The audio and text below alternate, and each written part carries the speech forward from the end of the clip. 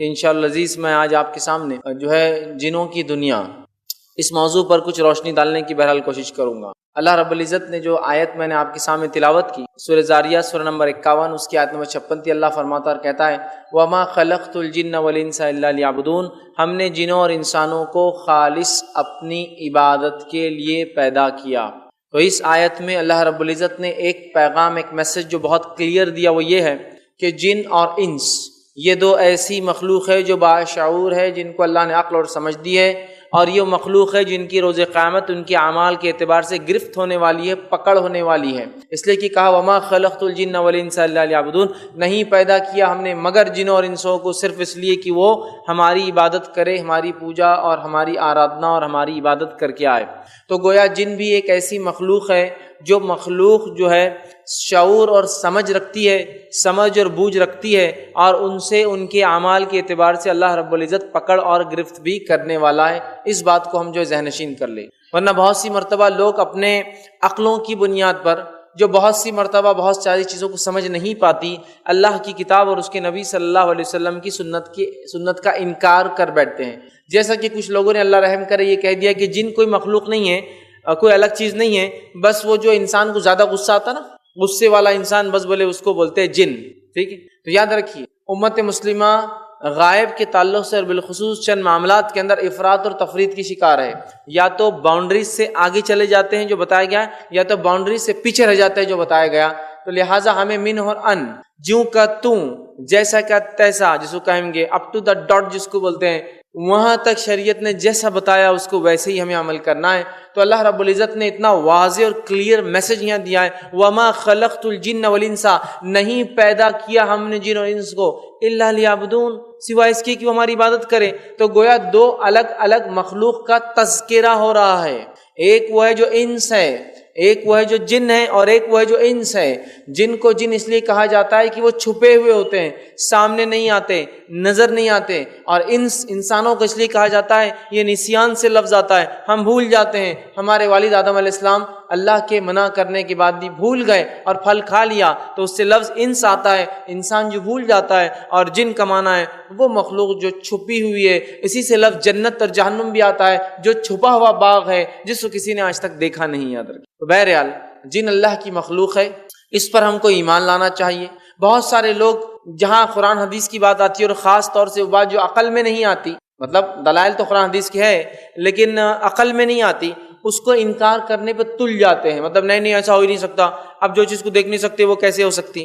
اگر میں basic questions کروں، کیا آپ دنیا میں یہی اصول لاگو کرتے ہیں کہ جو چیز دکھتی ہے وہ ہے، جو چیز دکھتی ہے وہ ہے، جو دکھتی ہے وہ نہیں ہے؟ تو میں آپ سے سوال کرتا ہوں، ہم میں سے کتنے لوگ کہتے ہیں میں بیمار ہوں، میرے میں فلاں جراثیم ہو گئے؟ کتنوں نے اپنے جسم کے اندر وہ بیماری کے جراثیم خود آنکھوں سے دیکھے کہ ارے ہاں جراثیم ہے؟ یہ نہیں دیکھے، لیکن کیوں اعتماد کرتے ہیں؟ چونکہ ڈاکٹر نے کہا اور رپورٹ میں وہی آیا۔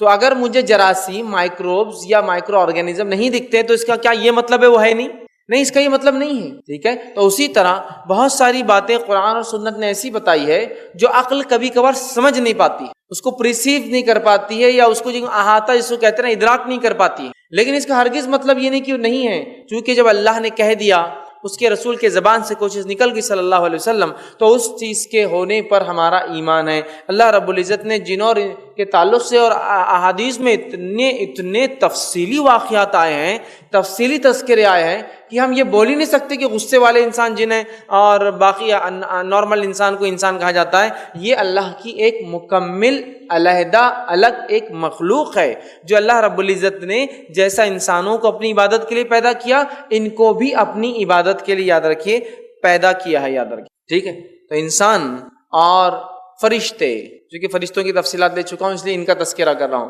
انسان اور فرشتے، اس کے علاوہ بھی ایک عالم ہے جس عالم کو ہم جنوں کی دنیا کہتے ہیں، جنوں کا عالم کہتے ہیں، اور جنوں کا اس لیے کہہ رہا ہوں جمع ہے، جن واحد ہے اور جمع جنوں کہتے ہیں اردو کے اندر بہرحال۔ ٹھیک ہے، یا جنات کہتے ہیں عام زبان میں، تو یہ اس کی جمع ہے۔ تو جیسے عالم الملائکہ ہے، فرشتوں کی ایک دنیا ہے، ہماری اپنی ایک دنیا جس کو ہم دیکھ سکتے ہیں، فرشتوں کی دنیا کو ہم دیکھ نہیں سکتے، اسی طرح ایک اور عالم ہے جس کو کہتے ہیں عالم الجن، مطلب جنوں کی ایک اپنی دنیا ہے جنوں کی ایک اپنی دنیا ہے اور وہ تمام چیزیں کرتے ہیں، یاد رکھیے، جو انسان کرتے ہیں۔ انشاءاللہ اس آگے دھیرے دھیرے جب تفصیلات آئیں گی تو ہم اس میں ڈسکس کرتے جائیں گے۔ تو جنوں کی ایک مکمل دنیا ہے، جس طرح سے انسانوں کی ایک دنیا ہے، فرشتوں کی ایک دنیا ہے، اسی طرح جنوں کی بھی یاد رکھیے ایک دنیا ہے۔ اور جس طرح سے اللہ رب العزت انسانوں سے روز قیامت سوال کرنے والا ہے کہ انہوں نے کیا اعمال کر کیا ہے، اسی طرح جن بھی مکلف ہے، جن بھی مکلف مطلب ان کو بھی جواب دینا ہے، اللہ تعالیٰ ان سے پوچھنے والا ہے۔ تو فرشتے وہ لوگ ہیں، ملائکہ، جن کو اللہ نے کچھ خاص امور کاموں پہ تعینات کر دیا ہے، اور جن ایک ایسی ذی عقل، ذی شعور، سمجھ بوجھ رکھنے والی مخلوق ہے، جس مخلوق کو جیسے انس ہے ویسے ہی وہ بھی ہے، اور ان کو بھی یاد رکھیے اللہ تعالیٰ سوال کرے گا، اور ان کے کیے گئے اعمال کے اعتبار سے ان کو سزا اور جزا، مطلب بدلہ برائی میں یا نیکی کے اعتبار سے، مطلب سزا کے طور پر یا جزا بدلے کے طور پر انہیں بھی ملنے والا ہے، یاد رکھیے۔ اس بات کو جو ہمیں سمجھنا ہے، ٹھیک۔ تو جن ایک حقیقت ہے، اس کا انکار نہیں کیا جا سکتا۔ اللہ کی کتاب نے، رسول اللہ صلی اللہ علیہ وسلم کی سنت میں، احادیث میں، صحابہ کے اقوال، تابعین تبع تابعین کے اقوال کی کثرت بھرمار ہے جس میں ان کے تعلق سے تذکرہ آتا ہے، لیکن یہ آنکھوں سے اوجھل ہوتے ہیں، اسی لیے انہیں جن کہا جاتا ہے، اور یہ ہمیں دیکھ سکتے ہیں لیکن ہم انہیں نہیں دیکھ سکتے۔ یہ ایک چھپی ہوئی مخلوق ہے، اور اللہ تعالیٰ نے سورہ اعراف سورہ نمبر 7 آیت نمبر 27 میں فرمایا اور کہا، اِنَّهُ يَرَاكُمْ هُوَ قَبِيلُهُ مِنْ حَيْثُ لَا تَرَوْنَهُمْ، وہ اور اس کے قبیل، اس کے جیسے لوگ، وہ جو ہے تمہیں دیکھتے ہیں لیکن تم انہیں نہیں دیکھ سکتے ہو۔ تو یہاں اس آیت نے واضح کر دیا جن اللہ کی ایک مخلوق ہے، لیکن ایسی مخلوق جس کو میں اور آپ نہیں دیکھ سکتے لیکن وہ ہمیں دیکھ سکتے ہیں، یاد رکھیے۔ یہ اللہ نے مختلف مخلوقات کو مختلف نعمتیں دے رکھی ہے، یہ اسی کا اثر ہے کہ اللہ نے ان کو ایک نعمت دے رکھی ہے کہ انسان انہیں نہیں دیکھ سکتے لیکن یہ انسان کو دیکھ سکتے ہیں، اور ہر انسان سے جیسے اس کی نعمتوں کی پوچھ ہوں گی، ان سے بھی دی گئی نعمتوں کی روز قیامت پوچھ ہونے والی کہ کیا کیا۔ اب جنات کی حقیقت یہ ہے کہ اللہ رب العزت نے ان کو آنکھ سے پیدا کیا، مطلب یہ کریٹ کیسے ہوئے، کیسے بنے۔ تو صحیح مسلم کی روایت ہے، آپ صلی اللہ علیہ وسلم فرماتے اور کہتے ہیں کہ اللہ تعالیٰ نے فرشتوں کو نور سے پیدا کیا، جن کو آنکھ سے پیدا کیا، اور اسی طرح فرماتے ہیں انسان کو اس چیز سے پیدا کیا جس کا تمہیں اپنی کتاب میں تذکرہ وہ کر چکا ہے، مطلب مٹی سے پیدا کیا ہے، یاد رکھیے۔ تو فرشتے نوری مخلوق ہے، جن ناری مخلوق ہے، اور انس خاکی مخلوق ہے، مٹی سے بنا ہوا ہے۔ تو یہ تینوں مخلوق کا تذکرہ ہے، اور قرآن نے اس کی وضاحت یوں کی، جو ہے سورہ ہجر اس کی آیت نمبر 27 میں اللہ فرماتا کہتا ہے، وَالْجَانَّ خَلَقْنَاهُ مِن قَبْلُ مِن نَارِ السَّمُومِ، اور اللہ نے جنوں کو انسانوں سے پہلے جو ہے آنکھ کی لپیٹ سے پیدا کیا۔ دوسری جگہ فرمایا سورہ رحمان سورہ 55 آیت 15 کے اندر، وَخَلَقْنَا الْجَانَّ مِن مَارِجٍ مِن نَار، جس کا معنی ہے اور ہم نے جنوں کو آنکھ کی لپیٹ سے پیدا کیا۔ تو اس آیت نے اس چیز کی وضاحت کر دی کہ اللہ تعالیٰ نے جنوں کو آنکھ سے پیدا کیا، فرشتوں کو نور سے سامنے دیکھا، اور انسان کو مٹی سے پیدا کیا گیا ہے، یاد رکھیے۔ تو یہ آنکھ سے بنی ہوئی مخلوق ہے۔ اب یہ کب بنائے گئے، جن کب پیدا کیے گئے؟ تو یاد رکھیے جو بات قرآن کے مطالعے سے ملتی اور احادیث سے ملتی وہ یہ ہے کہ جن انسانوں سے پہلے پیدا کیے گئے، یاد رکھیے جن انسانوں سے پہلے پیدا کیے گئے، کتنے پہلے واللہ عالم، اس کی تفصیلات ہم نہیں جانتے، لیکن یہ بات طے ہے کہ جن انسانوں سے پہلے پیدا کیے گئے، اور جو ہے سب سے پہلا جن جس کو اللہ نے بنایا تھا، جیسے سب سے پہلے انس آدم علیہ السلام تھے، اسی طرح سب سے پہلا جن جس کو اللہ نے بنایا تھا وہ اس کا نام ابلیس تھا، یاد رکھیے، اور وہ جنوں کا باپ ہے، بابائے جن ہے۔ جس طرح سے آدم علیہ السلام بابائے انس ہے، انسانوں کے باپ ہے۔ آدم علیہ السلام لیکن ایمان والے تھے، ان کی نسل میں ایمان اور کافر دونوں ہوتے، مطلب ایمان والے اور کافر دونوں تھے۔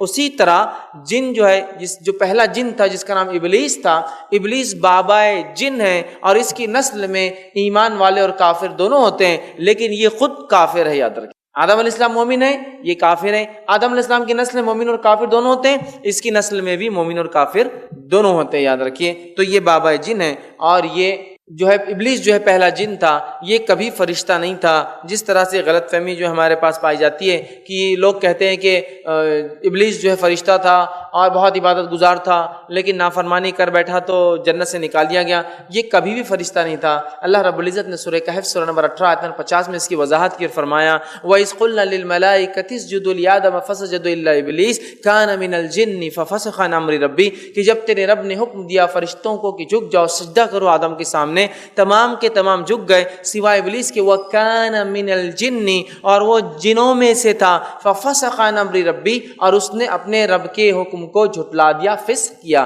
تو یہاں اللہ رب العزت نے اس بات کی وضاحت کر دی کہ جن جو ابلیس جو تھا وہ جن تھا اور وہ کبھی بھی فرشتہ نہیں تھا۔ ہاں وہ فرشتوں میں رہتا، اٹھتا بیٹھتا، عبادتیں کرتا تھا، لیکن وہ کبھی بھی فرشتہ نہیں تھا، یاد رکھیے۔ اسی طرح عربی زبان میں جنوں کے لیے کئی نام استعمال ہوتے ہیں، جیسا مثال کے طور پر اصلی جن کو جو ہے جنی کہا جاتا ہے، جو اپنے اصلی شکل میں رہتا ہے، جنی، اور یہ جنی لفظ جو ہے انگلش میں بھی جاتا ہے اور انگلش میں بھی جن کو جنی بولا جاتا ہے، ٹھیک ہے۔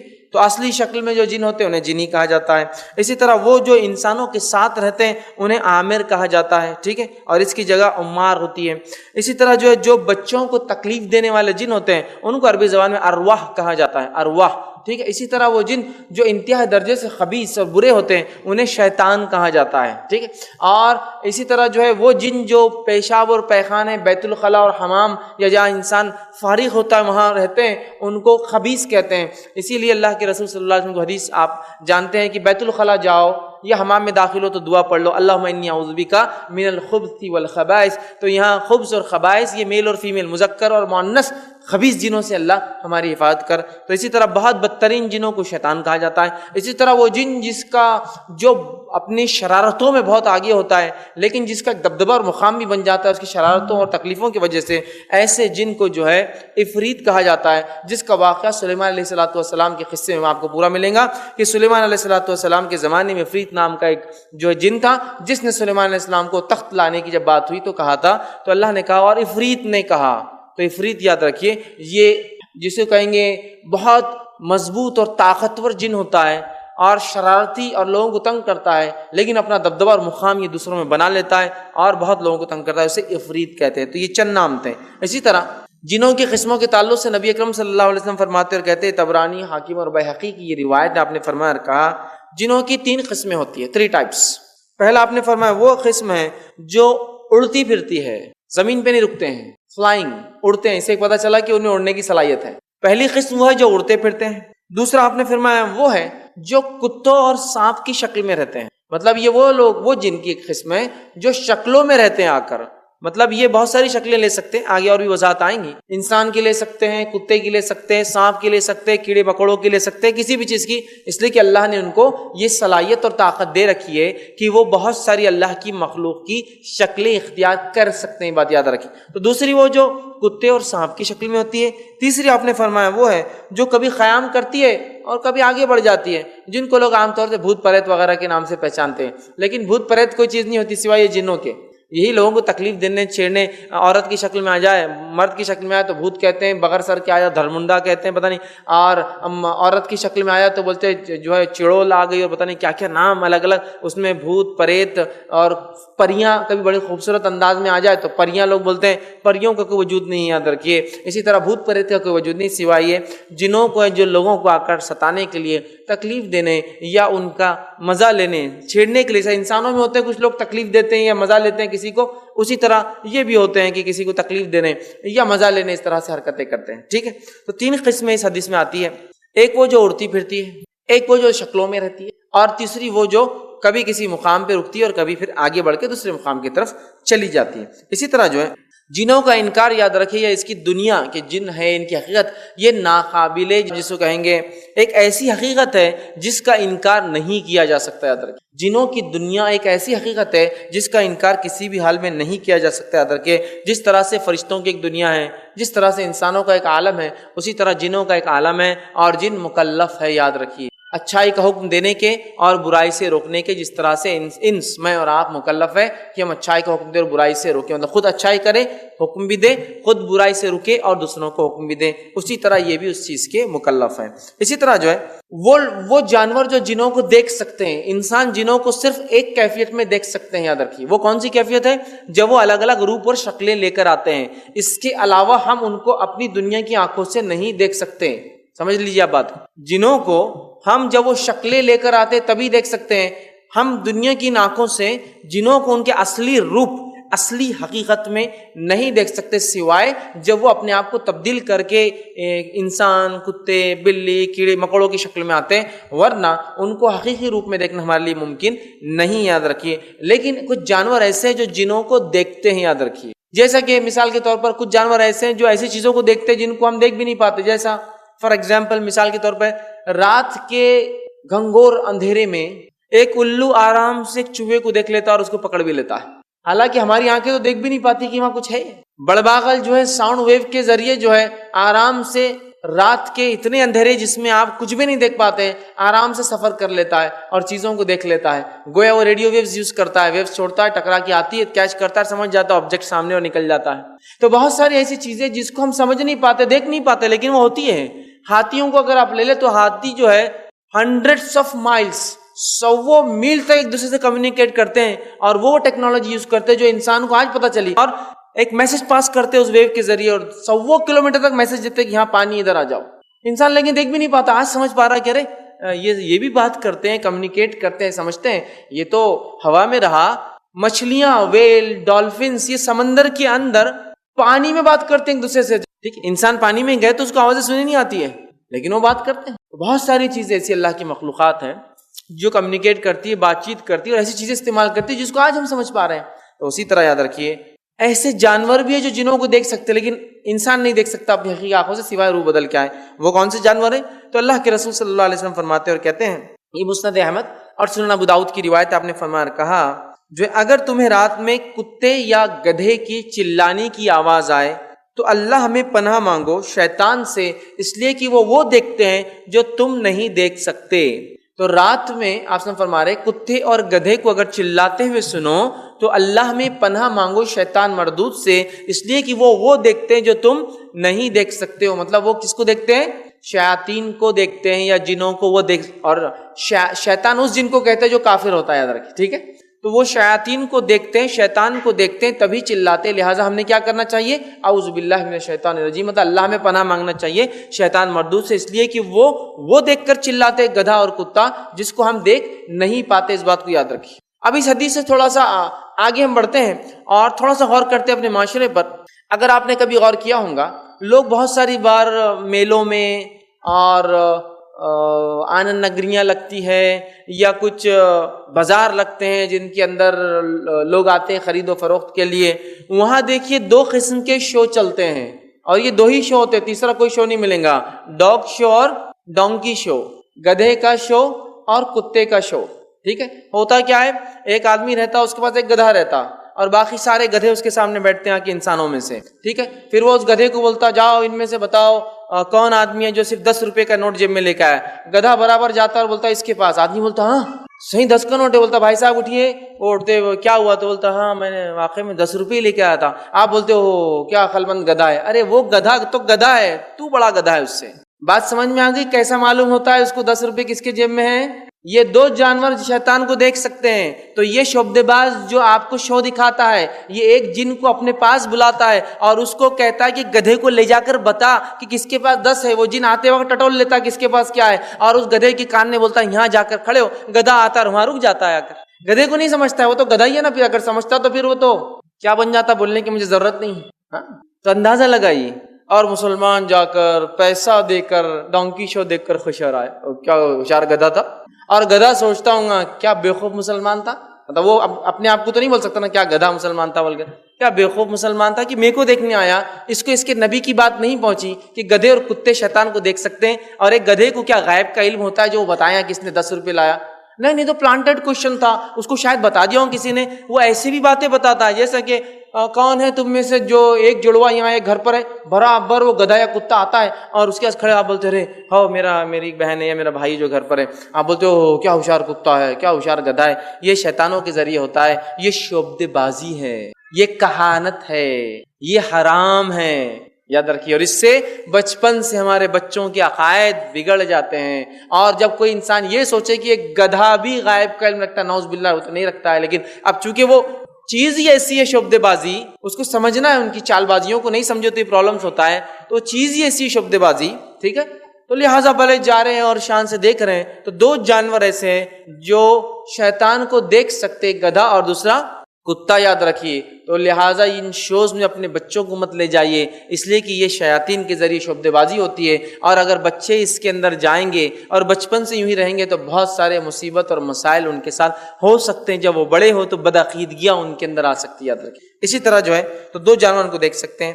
شیطان اور جو جنات کے تعلق سے کہ اللہ رب العزت نے جو ہے ابلیس کو پیدا کیا، اس کو جنت میں رکھا، وہ وہاں خوب عبادت کرتا تھا. اس نے اللہ تعالیٰ کی نافرمانی کی، نافرمانی کر کے وہاں سے نکالا گیا. نکلنے کے بعد اس نے ابن آدم سے دشمنی لے لی، مطلب آدم سے اور اس کی نسلوں سے جو ہے دشمنی لے لی، ٹھیک ہے. اور وہ اپنے آپ کو فرشتوں میں رہ کے ہو سکتا فرشتہ سمجھتا تھا، لیکن وہ کبھی بھی فرشتہ نہیں تھا. اب ان کی غذا کیا ہے؟ تو جنوں کی غذا یاد رکھیے، کھانے کے تعلق سے بھی تفصیلات آتی ہے لیکن بہت زیادہ نہیں. تو جنوں کے تعلق سے ایک چیز آتی ہے جو آپ صلی اللہ علیہ وسلم نے فرمایا اور کہا کہ ہڈی اور لیت سے سوکھے ہوئے گوبر سے استنجا مت کیا کرو. ہڈی اور سوکھے ہوئے گوبر سے استنجا مت کیا کرو. صحابہ نے پوچھا اللہ کے رسول صلی اللہ علیہ وسلم کیوں، کہ ہڈی اور سوکھے گوبر سے استنجا کیوں نہیں کرنا ہے؟ تو اللہ کے رسول صلی اللہ علیہ وسلم فرمایا اور کہا کہ میرے پاس جنوں کی ایک جماعت آئی تھی اور کہا ہے محمد صلی اللہ علیہ وسلم کہ جس جانور پر بسم اللہ پڑھ کر ذبح کیا جاتا ہے اللہ تعالیٰ نے اس کے ہڈی کو ہمارے لیے وہ گوشت بنا دیتا ہے. اور جو جانور لیت کرتے ہیں، جو ہے گندگی کرتے ہیں، جو ہے اس کی جو ہے گوبر ہوتا ہے، وہ ہمارے جانوروں کے لیے غذا بن جاتی ہے. لہٰذا آپ کی امت سے کہنا کہ ہڈی سے اور سوکھے ہوئے گوبر سے، مینگنیوں سے استنجا نہ کریں، اس لیے کہ وہ ہڈی ہمارے لیے گوشت بن جاتی ہے اور وہ گوبر ہمارے جانوروں کا کھانا یا چارہ ہوتا ہے. تو لہٰذا ہڈی اور لیت سے استنجا سمجھتے نا، پیشاب کو گئے تو طہارت کے لیے اگر پانی نہ ہو تو جس چیز کا استعمال کرتے وہ ڈھیلے ہونا چاہیے، 3 ڈھیلے.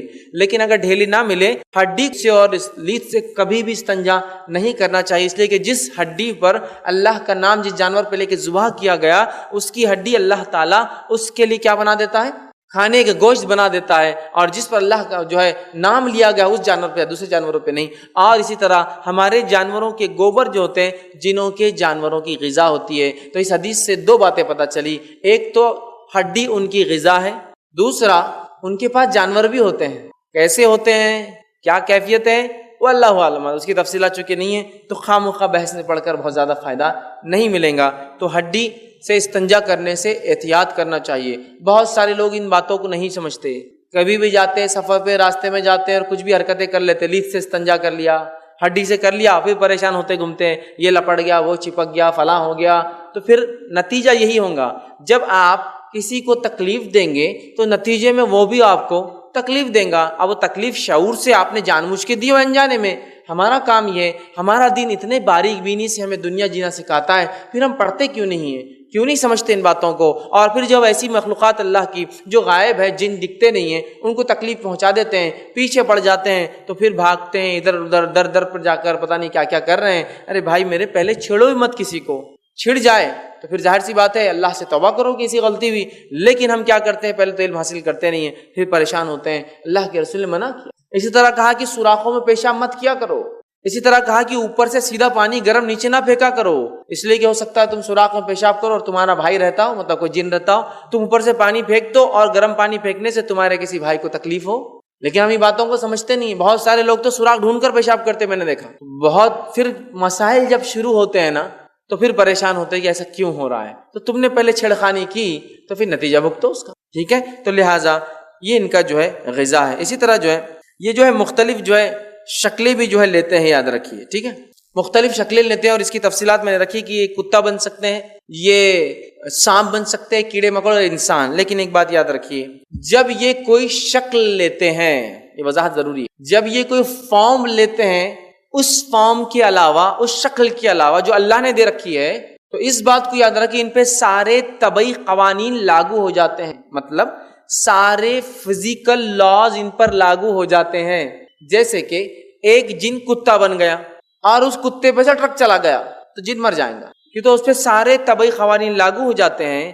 جب وہ شکل بدلتا ہے تو ایک مقام سے نکل کر ایک مقام پر آتا ہے، شکل بدل کے ہمارے سامنے آتا ہے، اور اس کو اللہ نے انسانوں کی آنکھوں کے سامنے شکل بدلنے کی طاقت نہیں دی ہے. تو ایسا نہیں ہو سکتا یہ کتا ہے جن تھا، گاڑی لگنے لگی تو اڑ گیا، نہیں ہو سکتا. اس کو اس مقام پر پھر دوبارہ جانا پڑے گا، اس فیز میں جس فیز سے وہ ٹرانسفر ہو کر آیا ہے، اور اس فیز میں جا کے وہ روپ چینج کر سکتا ہے. ڈائریکٹلی کسی کے سامنے ایسا چھو بول کے روپ چینج نہیں کر سکتا. اللہ نے یہ صلاحیت نہیں دے رکھی. سمجھ لیجیے اس بات کو. ورنہ بہت سی بار ہوتا رہے میرے کو رات میں کتا دکھا تھا اور وہ آیا اور بڑا ہو گیا اور ایک دم چلا گیا، نہیں جا سکتا. شکل نہیں بدل سکتا جب تک کہ وہ اس مقام پہ نہ جائے جس مقام سے آیا تھا. پھر اس مقام پہ جا کے اپنے آپ کو چینج کریں گا اور پھر اپنے اصلی روپ میں جائیں گا. تو جن شکلیں لیتے ہیں لیکن عام طور سے وہ ایسا نہیں کرتے، لیکن لے سکتے. عام طور سے کیوں نہیں کرتے؟ اس لیے کہ اللہ نے ان کو اتنی اچھی زندگی دی، بغیر دکھے کے چھپ کر جیے. فارم لینے سے کتنی ساری تکلیفیں آ جاتی ہیں ان کو، سارے طبعی قوانین لاگو ہو جاتے ہیں. اور میں تو عام زبان میں کرتا ہوں، کوئی جن کتے کی شکل لے کے مسلمان محلوں سے گزرتا بھی نہیں ہوں گا، کیونکہ ہمارا بچہ تو پہلے سے دیکھ لیتا تھا 1 کلومیٹر دور سے آ رہا اٹھا لی، سب پتھر اٹھا لیتے. اور بیچارہ ایسا دور دور سے دبکتے بھاگتا ہے. اور کچھ کتوں کو تو عادت ہو جاتی ہے، وہ جیسی محلے میں آتے ہیں چھپ چھپ کے ہی نکلتے. ان کو معلوم کہیں نہ کہیں سے مسلمان بچہ ٹارگٹ کر ہی رہا ہوں گا اس کو، تو کہیں کو خامخواہ بیچارہ رسک لیں گا جب اللہ نے اتنا اچھا رکھا ہے. لیکن لے سکتے ہیں، لے سکتے ہیں، لیکن عموماً نہیں لیتے ہیں، چونکہ اتنا اچھا رکھا اللہ نے. ان کی زندگیاں عموماً انسانوں کی زندگی سے لمبی اور طویل ہوتی ہے. کتنی واللہ عالم، ہم اس کی تفصیلات نہیں جانتے. لیکن جو اقوال اور جو ہے سلف صالحین کے قول ملتے ہیں، وہ قول اسی طرح کی لمبی لمبی زندگیاں جیتے ہیں. کتنی لمبی ہم نہیں جانتے. ٹھیک ہے، تو لہٰذا یہ جو ہے شکلیں بدل سکتے ہیں، انسان کی شکل بھی لے سکتے ہیں. نبی اکرم صلی اللہ علیہ وسلم کے زمانے میں ابو ہریرہ رضی اللہ عنہ اس کے راوی ہے، وہ جو بیت المال میں کھجور آئے تھے، زکوٰۃ کے کھجور، ان کھجوروں کو چرانے 3 راتوں تک ایک شخص آیا. پھر اللہ کے رسول صلی اللہ علیہ وسلم نے فرمایا وہ شیطان تھا جو روز آ رہا تھا. سمجھ رہے آپ؟ تو وہ انسانی شکل لے کے آ رہا تھا، اور انسانی شکل لینے کے بعد میں نے کہا نا وہ شکل بدل نہیں سکتا، اور فزیکل لاز اس پہ طبعی قوانین لاگو ہو جاتے ہیں. ابو ہریرہ رضی اللہ عنہ جب اس کو پکڑا تو وہ اپنے آپ کو چھڑا نہیں سکا، کیوں تو اس پر پورے فزیکل لاز لاگو تھے. وہ غائب نہیں ہو سکتا ہے. پکڑ لیا تھا کہ اب لے جاؤں گا اللہ کے رسول صلی اللہ علیہ وسلم کے پاس. سمجھ رہا؟ اسی طرح اللہ کے رسول صلی اللہ علیہ وسلم نے ایک مرتبہ رات میں پکڑ لی تھی ایک جن کو، جو آ کر آپ کو قیام اللیل میں ستا رہا تھا.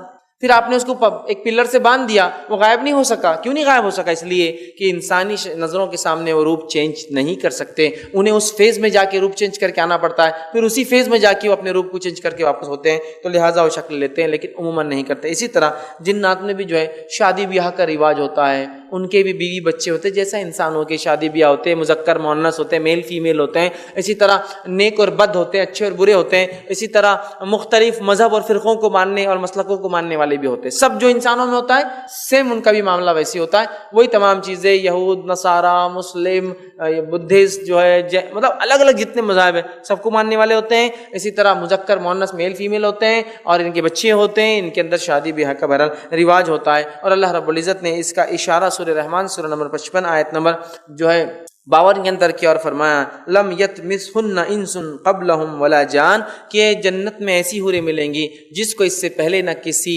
جن یا انس نے چھوا بھی نہیں ہوں گا. اس سے پتہ چلا ان کے اندر شادی بیاہ کا رواج ہے، اس لیے کہ جن اور انس دونوں نے اس کو چھوا نہیں ہوگا. ٹھیک ہے. اسی طرح جو ہے یہ کیا مرتے ہیں، تو ہاں جس طرح سے انسان پیدا ہوتے اور مرتے ہیں تو جن اور شیاطین بھی پیدا ہوتے اور مرتے ہیں. لیکن ہاں ابلیس جو بابا جن ہے، جنوں کا باپ ہے، اس کو اسپیشل مہلت اللہ نے دی. کب تک کے لیے؟ الی یوم یبعثون، دوبارہ اٹھائے جانے تک. مطلب ابلیس ایک ایسا جن ہے جو شروعات سے ہے اور قیامت تک رہیں گا. باقی سارے جن پیدا ہوتے اور مرتے ہیں عام انسانوں کے جیسا، لیکن لمبی لمبی زندگیاں یہ عام طور سے جو ہے جیتے ہیں. لیکن ایک جن ایسا ہے جو ابلیس ہے، وہ شروع سے مطلب جب سے پیدا ہو تب سے لے کر قیامت تک رہیں گا. باقی سارے پیدا ہوتے اور مرتے رہتے ہیں، لیکن لمبی حیات پاتے. اسی طرح جو ہے جنات کے مکانات اور ملنے کے پتے کیا ہے، میں اس لیے نہیں بتا رہا ہوں کہ آپ جا کے ملے، لیکن جنات کے مکانات اور ملنے کے پتے کیا ہے. تو اس تعلق سے جو اقوال اور جو باتیں حدیث سے ملتی وہ یہ، وہ جو ہے اسی زمین پر بستے جس پر میں اور آپ رہتے ہیں. جہاں ہم لوگ رہتے ہیں وہیں وہ بھی رہتے ہیں.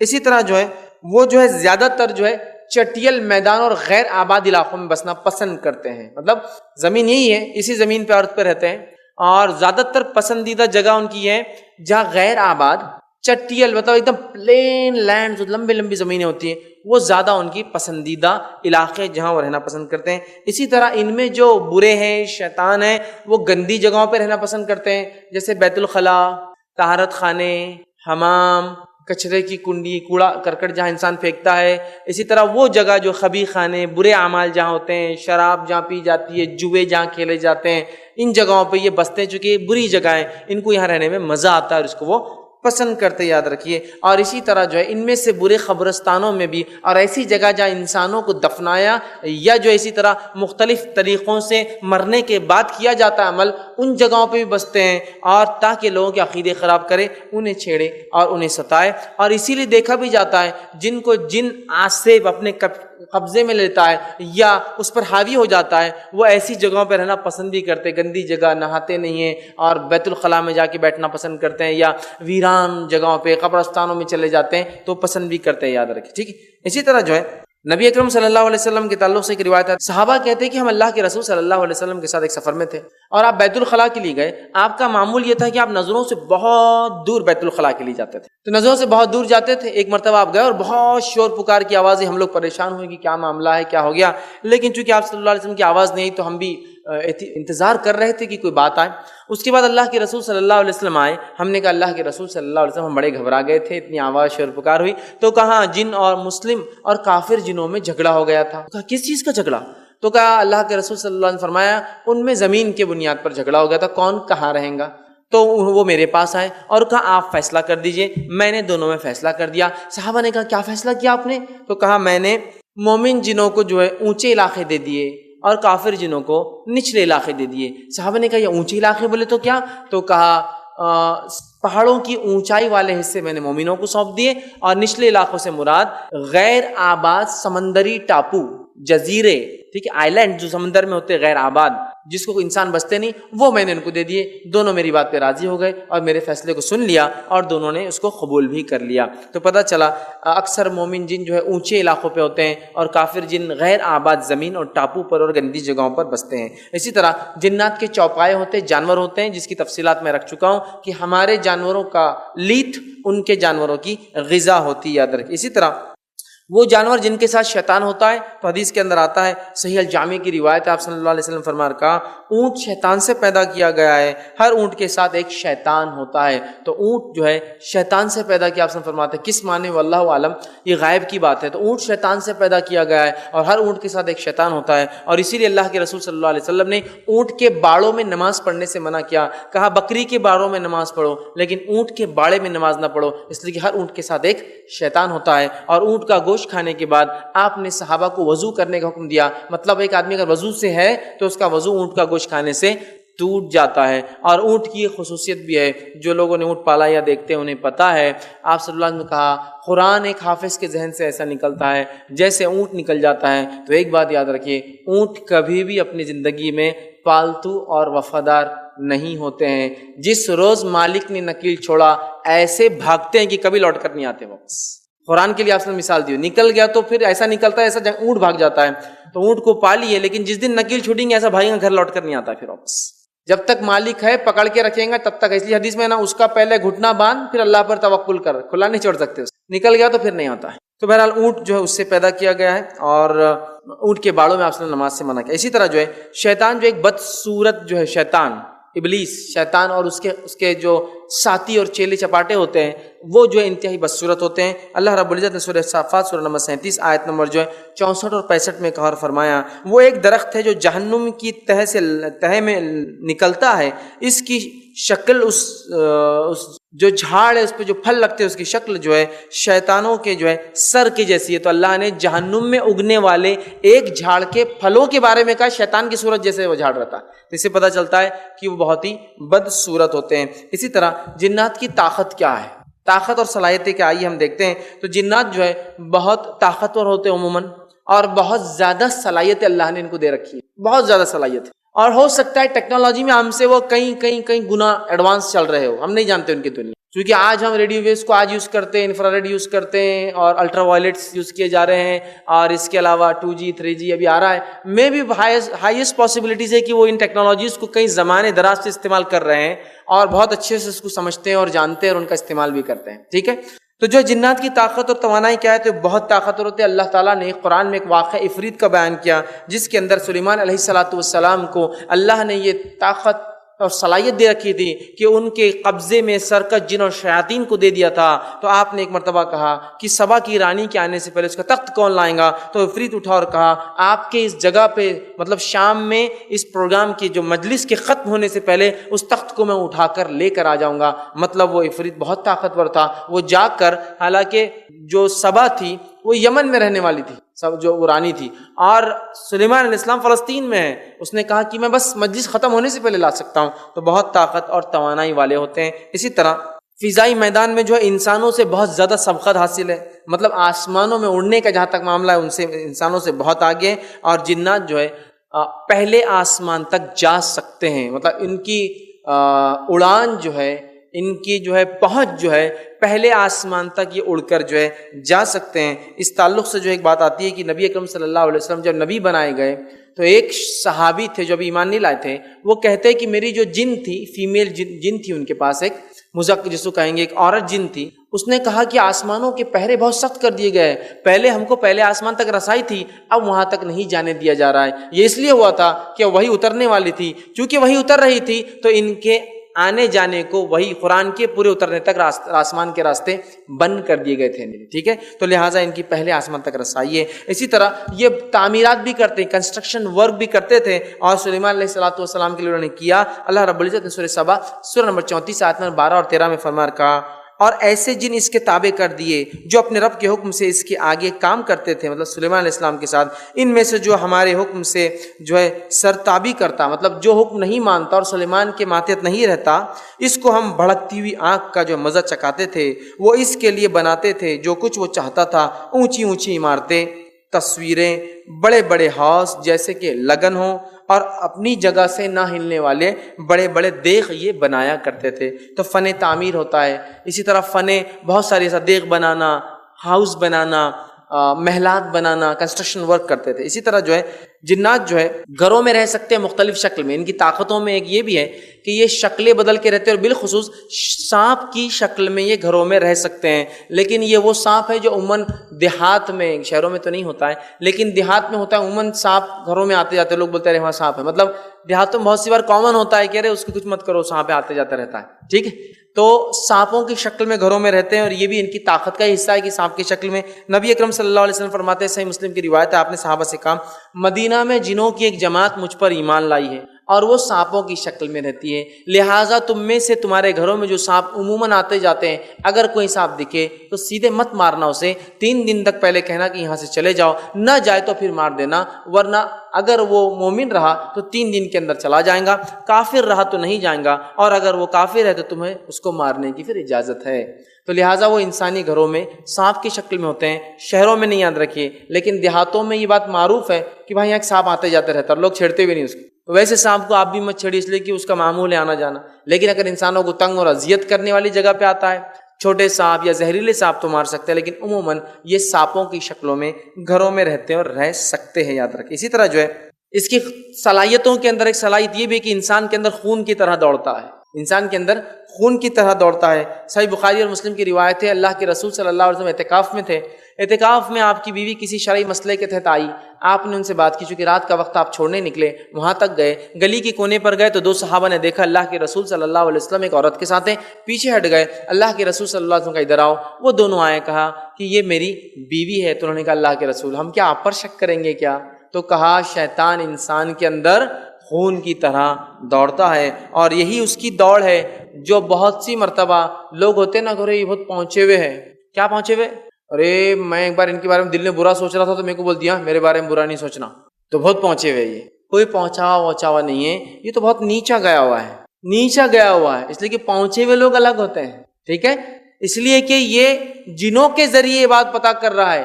جن کیا ہوتے ہیں، حدیث میں کیا ہے، شیطان جسم میں خون کی طرح دوڑ سکتا ہے، معلوم آپ کو؟ تو اس کی یہ صلاحیت ہے کہ اگر آپ دل میں کوئی بات سوچتے ہیں تو اس کو معلوم کر سکتا ہے وہ، لیکن ایسا کرنا کفر ہے، کفر۔ سمجھ گئے آپ بات کو؟ تو اگر آپ کو کوئی بول رہا کہ فلاں جگہ فلاں چیز ہوئی تھی تو آپ کو گھبرائیے مت، یہ شیطانوں کے ذریعے ہوتا ہے، یہ کوئی پہنچے ہوئے لوگ، غائب کا علم اللہ رب العزت کے علاوہ کسی کو نہیں ہوتا، سوائے جب اس غائب کو اللہ فرشتوں کے حوالے کرتا ہے کہ جا کر ایکسیکیوٹ کر دو، عمل میں لا لو اس کی موت، اس کی زندگی، اس کا رزق، تب فرشتوں کو نامے جب ملتے ہیں وہ آرڈرز اور حکم، تب پتہ چلتا ہے کہ کیا کرنا ہے، ورنہ فرشتوں کو بھی غائب کا علم نہیں ہوتا ہے، جنوں کو بھی غائب کا علم نہیں ہوتا ہے، انسانوں کو بھی غائب کا علم نہیں ہوتا ہے۔ یہ شیاطین ہوتے ہیں جو ایسے کام کر کے غائب کا علم میں بتا کر کسی کو جو ہے اونچا اور نیچا کر دے، تو بولے بہت پہنچے ہوئے دل کی بات جان لیتے ہیں، یہ شیطانی عمل اور کفری عمل کو اگر ایسا کرتا ہے۔ اسی طرح جو ہے جن چاہے جتنی بھی صلاحیتیں اور طاقت ہو، ان میں کمزوریاں بھی پائی جاتی ہیں، جیسے کہ مثال کے طور پر جہاں ان میں طاقت ہے ان میں کمزوریاں بھی ہیں۔ اللہ نے شیطان کے تعلق سے بالخصوص فرمایا اور کہا ان کید الشیطان کان ضعیفا، سورہ نساء سورہ نمبر 4 آیت نمبر 72 کے اندر، کہ یقین جانو کہ شیطان کی چالیں حقیقت میں نہایت ہی بودی اور کمزور ہوتی ہے۔ چالیں بہت چلتا ہے انسان کے خلاف، لیکن جو اللہ کے ماننے والا بندہ ہے اس کے خلاف اس کی نہیں چلتی اور بہت بودی ہو جاتی ہے اس کی چال، تو اس میں کمزوریاں بھی ہوتی ہیں۔ آئیے اس کی کیا کمزوریاں وہ دیکھتے ہیں۔ سب سے پہلے شیطان اللہ کے نیک بندوں کو نہیں بہکا سکتا، اس کا کچھ بھی نہیں چلتا نیک بندوں پر۔ قرآن کے اندر سورہ بنی اسرائیل سورہ نمبر 17 آیت 65 میں اللہ فرماتا اور کہتا ہے کہ اللہ تعالیٰ فرماتا ہے قرآن میں، یقیناً میرے بندوں پر تجھے کوئی اقتدار حاصل نہ ہوگا اور توکل کے لیے تیرا رب کافی ہے۔ تو یہاں اللہ فرما رہا ہے کہ اللہ کے نیک بندے شیطان کے بہکاؤ میں نہیں آتے۔ دوسری کمزوری جو اس کی ملتی ہے وہ یہ کہ اللہ کے کچھ بندوں سے شیطان ڈر کے بھاگ جاتا، اللہ کے کچھ بندوں سے شیطان ڈر کے بھاگ جاتا ہے، جیسے کہ حدیث کے اندر آتا ہے اور یہ روایت صحیح الجامع کی ہے، آپ صلی اللہ علیہ وسلم فرماتے کہتے ہیں اے عمر شیطان تم سے خوف کھاتا ہے۔ دوسری روایت نے فرمایا جس گلی سے عمر نکلتا ہے تو شیطان گلی کے ادھر منہ سے نکل کے بھاگ جاتا ہے، عمر کا سامنا کرنے کی اس کی استطاعت، طاقت یا حیثیت نہیں یاد رکھی، تو کچھ لوگوں سے، ایمان والوں سے ڈرتا ہے۔ اس طرح سلیمان علیہ السلام کو اللہ نے جنوں پر طاقت دی تھی، اور کافر جن بھی آپ کی اطاعت اور فرمانبرداری کرتے، اگر کوئی کافر جن آپ کی فرمانبرداری سے انکار کرتا تو اس کو ایک آگ کا گولا مار دیا جاتا اور آگ میں اس کو جلا دیا جاتا، ٹھیک ہے۔ تو سلیمان علیہ السلام کی ماتحت ہیں، اس کے بارے میں اللہ رب العزت نے بہت تفصیل میں جو ہے قرآن میں جو ہے بیان کیا ہے، ٹھیک ہے، ہم اس کو جو ہے دیکھ سکتے ہیں، اور وہ آیت بھی میں نے اس سے پہلے آپ کے سامنے رکھی ہے۔ اسی طرح سلیمان علیہ السلام کی چونکہ بات آئی تو یہاں ایک وضاحت ضروری ہے، وہ کرتے ہوئے آگے نکلیں گے، وہ یہ ہے کہ سلیمان علیہ السلام کو چونکہ اللہ نے کافر جنوں پر بھی طاقت دی تھی، تسلط دیا تھا، حکمرانی دی تھی، تو ان کافر جنہوں نے سلیمان علیہ السلام کے دنیا سے جانے کے بعد بدلہ نکالنے کے لیے کیا کیا آپ کو پتا ہے؟ جب سلیمان علیہ السلام ایک عصا، ایک لکڑی کے سہارے سے کھڑے رہے اور انتقال کر گئے، اور یہ کافر جن ڈر کے کہ سلیمان ابھی حیات ہے کام کرتے رہے، جب قرآن نے کہا ایک دیمک یا کوئی کیڑے نے اس عصا کو کھایا اور سلیمان گر گئے، تو تب پتہ چلا جنوں کو کہ جو ہے سلیمان کا انتقال ہو گیا تھا۔ اس سے پتہ چلتا ہے جنوں کو بھی علم غائب نہیں ہوتا، اگر ہوتا تو پتہ چل جاتا کہ سلیمان علیہ السلام وفات کر چکے، وہ کھڑے تھے کئی زمانے تک، پھر اللہ نے جب چاہا وہ لکڑی ٹوٹ گئی، آپ گر گئے، تب پتہ چلا انتقال ہوا۔ تو اب ان کافر جنوں کو بہت برا لگا، کہا اب ہم کیا کریں گے؟ انہوں نے کیا کیا، سلیمان علیہ السلام کے تخت کے نیچے ایک صندوق رکھ دیا اور اس صندوق میں جادو کی کتابیں لکھ کر رکھ دی، اور لوگوں سے جا کر کہا تم کو پتہ ہے سلیمان ہم پر کیوں حکومت کر سکتے تھے؟ لوگوں نے کہا نہیں، کہا سلیمان ہم پر اس لیے حکومت کرتے تھے کہ سلیمان جادو کرتے تھے، اگر یقینی تو جاؤ اس تخت کے نیچے دیکھ لو۔ لوگ پہنچے، تخت کو ہٹایا، صندوق کھولا تو جادو کی کتابیں نکلی، تو یہودیوں نے یہ کہا اچھا تو جادو تو سلیمان کی سنت ہے، نعوذ باللہ۔ اور رسول اللہ صلی اللہ علیہ وسلم کے زمانے تک یہودی جادو کو سنت کے اعتبار سے سیکھتے تھے کہ ہمارے نبی سلیمان کی سنت ہے، ٹھیک ہے، تو یہ غلط فہمی ہے۔ اللہ نے اس کا جواب قرآن میں یوں دیا، اور اللہ تعالیٰ فرماتا ہے سورہ بقرہ سورہ نمبر 2 آیت 102 میں، اور اللہ نے فرمایا وَاتَّبَعُوا مَا تَتْلُو الشَّيَاطِينُ عَلَى مُلْكِ سُلَيْمَانَ وَمَا كَفَرَ سُلَيْمَانُ وَلَكِنَّ الشَّيَاطِينَ كَفَرُوا يُعَلِّمُونَ النَّاسَ السِّحْرَ وَمَا أُنزِلَ عَلَى مَلَكَيْنِ بِبَابِلَ هَارُوتَ وَمَارُوتَ۔ اللہ نے بہت تفصیلی لمبی آیت اللہ فرماتا ہے، ان لوگوں نے، یہودی کیا کہہ رہے تھے آپ کے زمانے کے، جادو کس کی سنت ہے؟ سلیمان علیہ السلام کی سنت ہے۔ اللہ نے جواب دیا وَاتَّبَعُوا مَا تَتْلُو الشَّيَاطِينُ عَلَى مُلْكِ سُلَيْمَانَ، ان لوگوں نے سلیمان کے زمانے کی شیطانوں کی پیروی اور اتباع کی، ملک جو سلیمان علیہ السلام کی ملکیت میں تھے۔ وَمَا كَفَرَ سُلَيْمَانُ، سلیمان علیہ الصلوۃ والسلام نے کفر نہیں کیا، ولیکن الشیاطین کفروا، اور وہ شیطان تھے جو کفر کرتے. کیا کر کے کفر کرتے؟ یعلمون الناس السحر، لوگوں کو جادو سکھا کر. تو جادو کا سیکھنا، سکھانا، کرنا، کرانا سب کفر ہے. کیا کہا اللہ نے؟ وما کفر سلیمان، سلیمان نے ہرگز کفر نہیں کیا، ولیکن الشیاطین کفروا، وہ تو شیطان تھے جو کفر کرتے تھے. یعلمون الناس السحر، لوگوں کو جادو سکھا کر. تو جادو کا سیکھنا، سکھانا، کرنا، کرانا سب کیا ہے؟ کفر ہے. یاد رکھیے کفر. تو لوگوں نے سلیمان علیہ الصلوۃ والسلام پر الزام لگایا، اللہ نے اپنی کتاب میں اس کا جواب دیا. بہت سے لوگ پوچھتے کیا جادو کا علاج جادو سے کر سکتے؟ کفر ہے. یاد رکھیے نہیں کر سکتے، آپ نہیں کر سکتے. اس کا علاج کتاب و سنت سے. کل تفصیل عنوان آئیں گا انشاءاللہ، اس میں ہم ڈسکس کریں گے. ٹھیک ہے. اسی طرح جو ہے جن معجزات نہیں کر سکتے، جیسے سلیمان علیہ السلام کے ماتحت تھے، ان کی ایک اور کمزوری یہ کہ وہ معجزات نہیں کر سکتے. معجزہ سمجھتے ہیں نا؟ معجزہ وہ عمل ہوتا ہے کہ چیز کی فزیکلی وہ چیز چینج ہوتی ہے، ریئل سینس میں. جیسا کہ پتھر سے اونٹنی کا نکلنا، صالح علیہ السلام کا واقعہ. چاند کے 2 ٹکڑے ہو جانا، آپ صلی اللہ علیہ وسلم سے جو مشرکین نے کہا اور آپ نے اللہ کے حکم سے کر دیا. تو یہ فزیکلی ہوا. چاند ریئلی 2 ٹکڑے ہوا، لوگوں کی آنکھوں کو نہیں دکھا، ریئلی 2 ٹکڑے ہوا. معلوم؟ تو جن معجزے نہیں کر سکتے. ہاں شعبدے بازی، جیسا کہ موسیٰ علیہ الصلوۃ والسلام کے زمانے میں کیا ہو، جو رسیاں تھی، رسیاں وہ کیا نظر آنے لگی؟ سانپ. تو وہ حقیقت میں سانپ نہیں بنی تھی، وہ رسیاں تھی. اس کی دلیل موسیٰ علیہ الصلوۃ والسلام کو وہ رسیاں کیا دکھ رہی تھی؟ سانپ. فرعون کو وہ رسیاں کیا دکھ رہی تھی؟ سانپ. لیکن جادوگروں کو رسیاں کیا دکھ رہی تھی؟ جس نے کیا تھا وہ جادو، رسی. کیوں؟ تو انہوں نے وہ شبدے بازی کی تھی. لیکن موسیٰ علیہ السلام کو لگ رہا ہے یہ سانپ ہے، فرعون کہہ رہا ہے سانپ ہے. اب جب موسیٰ علیہ السلام نے عصا ڈالا تو عصا ریئلی لکڑی سے چینج ہو کے کیا بن گیا؟ اسنیک، سانپ بن گیا. تو اب فرعون کو کیا لگ رہا وہ موسیٰ علیہ السلام کا عصا؟ سانپ. موسیٰ علیہ السلام کو کیا دکھ رہا ہو؟ سانپ. جادوگروں کو کیا دکھ رہا ہو؟ سانپ. یہ معجزہ تھا. اسی لیے تو جادوگروں نے کیا کیا؟ فوراً ایمان لائے اور کہا کہ ہم ایمان لائے ربی موسیٰ و ہارون، ہارون اور موسیٰ کے رب پہ ایمان لائے. فرعون نے کیا کہا؟ رے تم تو پورے چال باز دکھ رہے ہو اور یہ بڑا دکھ رہا موسیٰ تمہارا، ہاں پلان کر کے آئے تم، ہاں یہ سب کرنے کے لیے. چونکہ فرعون کو دونوں کیس میں رسیاں بھی صاف دکھ رہی تھی اور معجزہ بھی صاف، لیکن جادوگروں کو اپنی رسیاں رسی دکھ رہی تھی اور موسیٰ علیہ السلام کا عصا حقیقی سانپ بن چکا تھا اور وہ سمجھ گئے یہ معجزہ اور موسیٰ نبی حق ہے، اس لیے ایمان لا لیا. سمجھ رہے؟ تو بہرحال یہ معجزہ نہیں کر سکتے. اسی طرح جو ہے خواب میں اللہ کے رسول صلی اللہ علیہ وسلم کی شکل اختیار نہیں کر سکتے. شیطان خواب میں شکلیں لے کر آتا ہے. ٹھیک ہے. تو آپ نے فرماتے ہیں کہ یہ شکلیں تو لے سکتا ہے لیکن میرا شکل یا میرا نام نہیں لے کے آ سکتا. تو اس کو یہ طاقت نہیں کہ آپ کی شکل یا صورت لے یا نام لے کر آئے.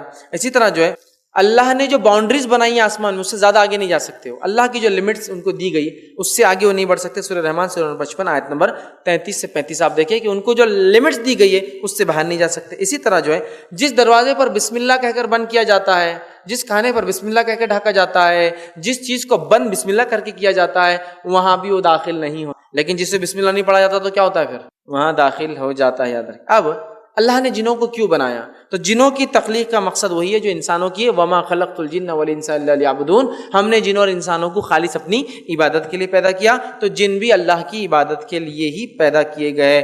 نبی اکرم صلی اللہ علیہ وسلم ان کے بھی نبی ہے اور یہ مکلف ہے روز قیامت ان کو اپنے اعمال کا جواب دینا ہے. ٹھیک ہے. اسی طرح جو ہے انسان اور یا شیطان اور انسان کی دشمنی کب سے ہے؟ جنوں کی اور انسانوں کی دشمنی کب سے ہے؟ اس میں مومن نہیں کافر مراد ہے. ٹھیک. کب سے دشمنی چلی آ رہی ہے اور یہ اس کی تاریخ کیا ہے؟ تو ہم سب جانتے ہیں. اللہ رب العزت نے آدم علیہ الصلوۃ والسلام کو جب پتلا بنایا اور پتلا بنا کے جنت میں چھوڑ دیا تو روایت میں آتا ہے، حدیث میں آتا ہے، صحیح مسلم کی روایت میں، کہ ابلیس وہاں آتا تھا اور آ کر جب آدم علیہ السلام بنائے جا رہے تھے دیکھتا تھا اور وہ جانتا تھا کہ ایک نئی مخلوق پیدا کی جا رہی ہے. اس کے بعد جب آدم بن گئے تو وہ جا کر آدم علیہ السلام کو ہاتھ لگاتا تھا جس سے آپ کا جو پتلا تھا وہ کھوکھلا تھا اندر سے اور مٹی بہت کھنکھناتی بھی تھی. تو جب مارتا تو آواز آتی تو ابلیس سمجھ گیا جو مخلوق بننے والی ہے بہت جلدی بہکاوے میں آ جائیں گی چونکہ کھوکھلی ہے بڑی. تو یہاں سے اس کی دشمنی ہو گئی تھی اور یہاں سے وہ آدم علیہ السلام سے چڑ رہا تھا، نفرت کھا رہا تھا.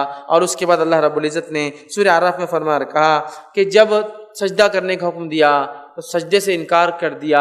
کیوں انکار کیا؟ اس کی دلیل کیا تھی؟ سورہ اعراف سورہ نمبر 7 آیت 12 میں اللہ نے فرمایا قال انا خیر منہ، میں اس سے بہتر ہوں. کیوں؟ خلقتنی من نار وخلقتہ من طین، تو نے مجھے आँख से पैदा किया, आँख नीचे से ऊपर की तरफ उड़ती है, तूने आदम को मिट्टी से पैदा किया, मिट्टी कहीं से भी छोड़ो नीचे गिर जाती है, मैं खैर हूँ। जबकि उलमा लिखते हैं उसकी दलील बकवास थी। क्यों बकवास थी? इसलिए कि आग कभी भी फायदेमंद नहीं होती जब तक कि कंट्रोल में न रखी जाए, और मिट्टी फायदा ही देती किसी भी हाल में रहो। पड़ी रहेंगी, दाना गिरेगा, पानी पड़ेगा, उगना शुरू हो जाएगा। आग में कभी देखा कोई फायदा होते हुए? आग लगी थी तो कुछ तो बन गया।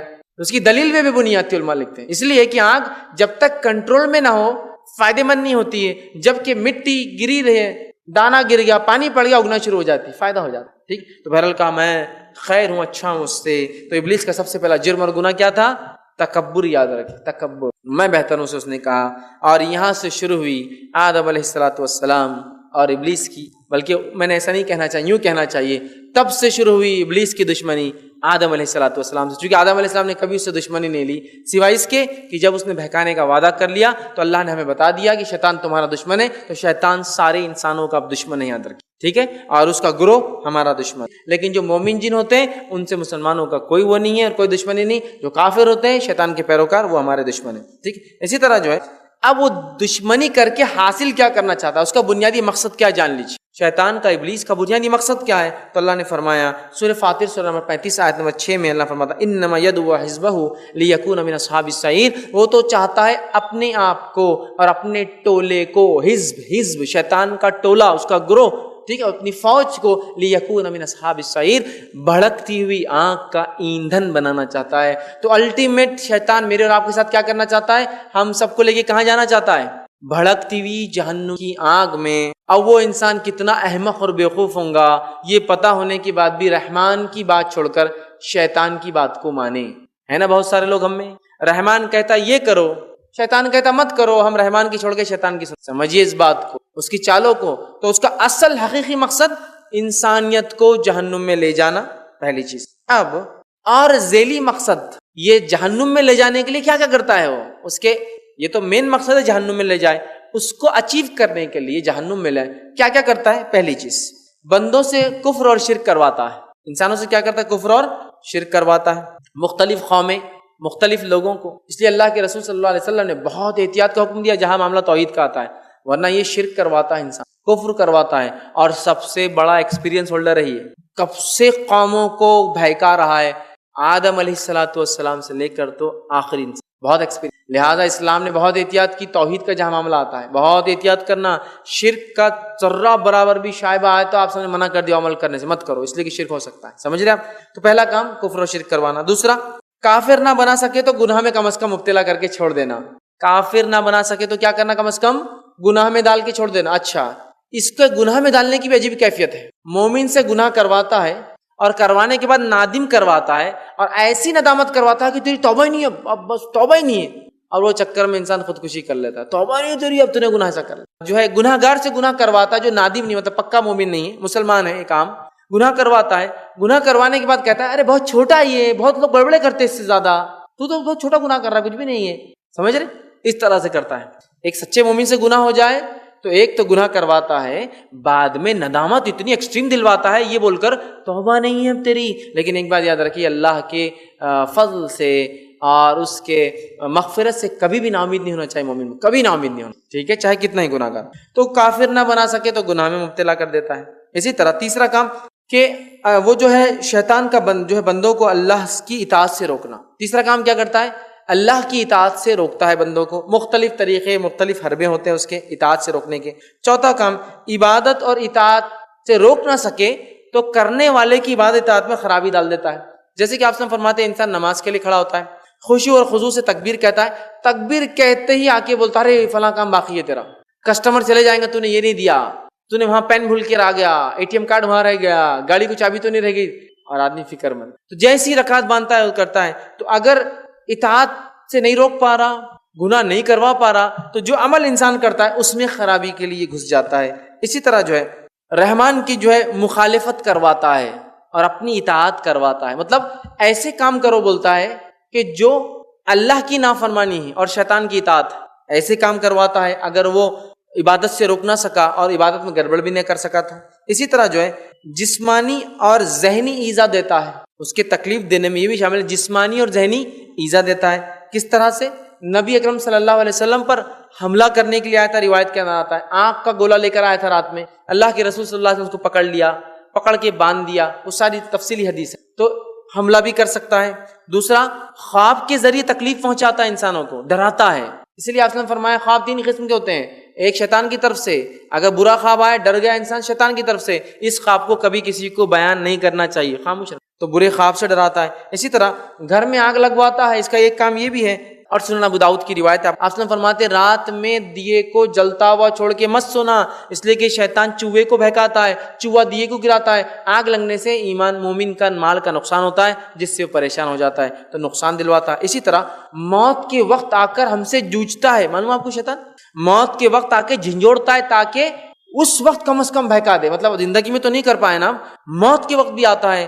نبی اکرم صلی اللہ علیہ وسلم ایک دعا مانگا کرتے ہیں، سنن نسائی کی روایت ہے، جس دعا کے اندر یہ الفاظ، دعا لمبی ہے، ایک الفاظ دعا میں یہ ہے، اللہ کے رسول صلی اللہ علیہ وسلم فرماتے تھے اعوذ بک ان یتخبطنی الشیطان عند الموت، اے اللہ میں پناہ مانگتا ہوں تجھ سے کہ شیطان میری موت کے وقت آ کر مجھے کھینچے، ٹھیک ہے، تو موت کے وقت آتا ہے۔ اسی طرح جو ہے پیدائش کے وقت شیطان بچے کو تکلیف دیتا ہے، الجامع کی روایت ہے، جب بچہ پیدا ہوتا ہے شیطان آ کے اس کو انگلیاں چباتا ہے، پیٹ میں چباتا ہے کرتا ہے، جس سے ابن آدم بہت چلا چلا کر روتا ہے، تو انسانوں کو تکلیف دیتا ہے، یہ بھی طریقہ اس کا بہکانے کا۔ اسی طرح ایک طریقہ یہ ہے کہ وہ طاعون اور پلیگ کو پھیلا دیتا ہے جانوروں کے ذریعے۔ آپ سب فرماتے پچھلی امتوں کے لیے طاعون جو تھا وہ عذاب تھا، اس امت کے لیے جو اس میں مرے گا وہ شہید کہلائیں گا، چونکہ طاعون کون پھیلاتا ہے؟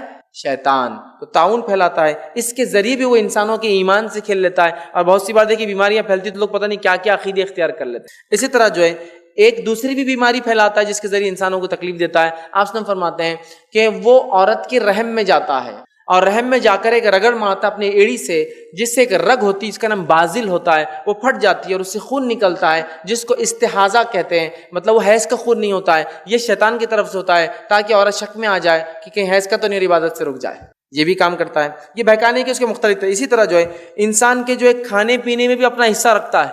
آپ سے فرماتے ہیں کہ جب انسان کھانا کھاتا ہے اور اللہ کا نام نہیں لیتا تو کیا ہوتا ہے معلوم آپ کو؟ شیطان بھی کھانے میں شامل ہو جائے۔ ایک حدیث میں آتا ہے کہ آپ صلی اللہ علیہ وسلم کچھ صحابہ کے ساتھ کھا رہے تھے اور آپ بیچ میں مسکرائے، وہ صحابی نے کہا اللہ کے رسول آپ کیوں مسکرائے؟ تو کہا تو نے ابھی بسم اللہ پڑھا نا؟ تو کہا ابھی پڑھا۔ تو کہا جب تو کھانا کھا رہا تھا اس سے پہلے میں دیکھ رہا تھا شیطان بھی تیرے ساتھ کھا رہا ہے، اور جیسے ہی تو نے بیچ میں یاد آ کر بسم اللہ کہا تو شیطان نے خیک کر دیا اس کھانے اور بھاگ کے چلا گیا، تو ہمارے کھانے پینے میں شامل ہوتا ہے۔ اسی طرح اگر کوئی شخص ہم بستری کرتا بیوی سے اور پناہ نہیں مانگتا اللہ میں شیطان مردود سے، اس عمل میں بھی داخل ہو جاتا ہے۔ اور آپ نے فرمایا جتنا انسان دور ہوگا اور ذکر نہیں کرے گا اتنا زیادہ حصہ اس کی اولاد کے اوپر اثر پڑے گا اس کا شیطان کا، ٹھیک۔ اسی طرح جو ہے آصف زدگی، انسانوں کو تنگ کرنے کا ایک بہت بہترین ذریعہ، اس کا کیا مانو آپ کو؟ لوگوں کے اندر داخل ہو جانا، سمجھ، آصف جس کو کہتے ہیں نا، جن لپٹ جاتا ہے اس کو بولتے ہیں، اور وہ گھس سکتا ہے، لپٹ جانا، اور اس کے ذریعے لوگوں کے عقائد اور معاملات اور حلال مال کو ضائع کرانا۔ اور جب شیطان کسی کے اندر چلا جاتا ہے، چونکہ انسان احتیاط نہیں کرتا، اللہ کا ذکر نہیں کرتا، پاک نہیں رہتا، چلا جاتا ہے تو بہت تکلیف ہوتی ہے۔ یاد رکھیں، اور یہ بیماری ہے، کیا اس کا علاج ہونا چاہیے جیسے دوسری بیماریوں کا علاج ہوتا ہے۔ تو آصف زدگی کہ اپنے کنٹرول میں انسان کو لیتا ہے اور تکلیف پہنچاتا ہے اور پھر عقائد خراب کرواتا ہے، اور عقیدہ خراب کرنے کے بعد نکل کر چلا جاتا ہے، یاد رکھیں، ٹھیک ہے۔ اس کے نکلنے کے دو طریقے آصف زدگی جب ہوتی، پہلا آپ کفر اور شرک کیجئے نکل جائیں گا، دوسرا آپ قرآن کی تلاوت کیجئے اور دعائیں پڑھی تو نکلیں گا۔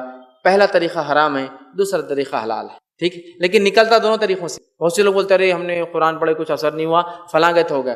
تم نے وہ عقیدے سے قرآن نہیں پڑھا ہوگا، ورنہ اللہ کے کلام کے سامنے تو پہاڑ کی بھی کوئی اوقات نہیں ہے کہ وہ ٹک سکے۔ اللہ نے فرمایا لَوْ أَنزَلْنَا هَذَا الْقُرْآنَ عَلَى جَبَلٍ لَرَأَيْتَهُ خَاشِعًا مُتَصَدِّعًا مِنْ خَشْيَةِ اللَّهِ، کہ اگر اللہ اس کلام کو پہاڑ پہ اتار دیتا تو وہ پہاڑ اللہ کی خشیت اور اس کلام کے بوجھ اور ڈر سے ریزہ ریزہ ہو کے اڑ جاتا۔ تو اس جن کی کیا اوقات اور کیا بساط کی وہ اللہ کے کلام کے سامنے ٹک سکے، ٹھیک ہے۔ بہرحال لیکن وہ عقیدے کی ضرورت، آصف زدگی۔ اسی طرح جو ہے مسلمانوں کو اپنی فوج سے ڈراتا ہے، اس کے تکلیف دینے یہ ہو سکتا ہے، فلاں کر سکتے ہیں، اور کافروں کی مدد بھی کرتا ہے اس کام میں، یاد رکھیں، ٹھیک ہے۔ تو انسانی نسل کو بہکانے کے لیے، خراب کرنے کے لیے ابلیس مختلف طریقے اختیار کرتا ہے۔ صحیح مسلم کی روایت ہے شیطان اپنا تخت پانی پر بچھاتا ہے، پھر وہاں سے لوگوں کے پاس اپنی فوج کو بھیجتا ہے، اس کی فوج ہے، جنود ہے اس کی، فوج کو بھیجتا ہے۔ ایک آ کر کہتا ہے کہ آج میں نے دو لوگوں میں جھگڑا لگا دیا، تو وہ بولتا ہے آج تو نے کچھ بھی نہیں کیا، جا۔ دوسرا آگے کہتا ہے آج میں نے بچے کو علم سے روک دیا، وہ کہتا ہے تو نے کچھ بھی نہیں کیا، جا۔ تیسرا آ کر کہتا ہے میں نے میاں بیوی کے اندر پیچھے پڑا رہا اور طلاق کروا دی، تو بولتا اس نے کچھ کر کے شاباشی دیتا ہے، تو نے کچھ خاص کام کیا. تو اس کی فوج ہے، وہ سالار جنگ ہے، وہ لیڈر ہے ان کا، اور اس کی فوج کو وہ مختلف ایریاؤں میں بھیجتا ہے. طالب علم کو علم سے روک دیا جائے، لوگوں میں جھگڑے لگائے جائے، فتنے مچائے جائے، فساد کیا جائے، تکلیف پہنچائی جائے، مختلف کام بہرحال وہ اس طرح سے جو کرتا ہے. تو وہ سالار جنگ ہے کی فوج ہوتی ہے. اسی طرح جو ہے انسانوں کے ساتھ اپنا ہمزاد چھوڑ دیتا ہے تاکہ لوگوں کو بہکاتے رہیں. اور ہمزاد کا معنی یہ ایک جس کو قارین کہتے ہیں، یہ ایک جن ہوتا ہے. جیسے ہی انسان پیدا ہوتا ہے تو شیطان اپنے چیلے چپاٹوں میں سے، اپنی فوج میں سے ایک کو لیتا ہے اور اس انسان کے ساتھ زندگی بھر کے لیے لگا دیتا ہے. اب یہ قارین ہمزاد ساری زندگی اس کے ساتھ ہوتا ہے، اور یاد رکھیے ساری زندگی اس کے ساتھ رہتا ہے، اور اس کو اس کے بارے میں تقریباً تمام چیزیں معلوم ہوتی ہے. یاد رکھیے چونکہ وہ بیٹھا ہوتا ہے نا، دن رات اس کے ساتھ رہتا ہے. میں عام زبان میں کہتا ہوں آپ کی گوگل کا پاسورڈ بھی اس کو معلوم رہتا. ٹھیک ہے، تو ساری چیزیں چونکہ آپ کے ساتھ ہی رہتا ہے نا، تو اس کو ساری تفصیلات معلوم ہوتی ہیں. اور یہی مرنے کے بعد لوگوں کے یا شعبدے بازوں کی مدد کر کے آپ کے راز بھی کھلوا دیتا ہے. کیسے؟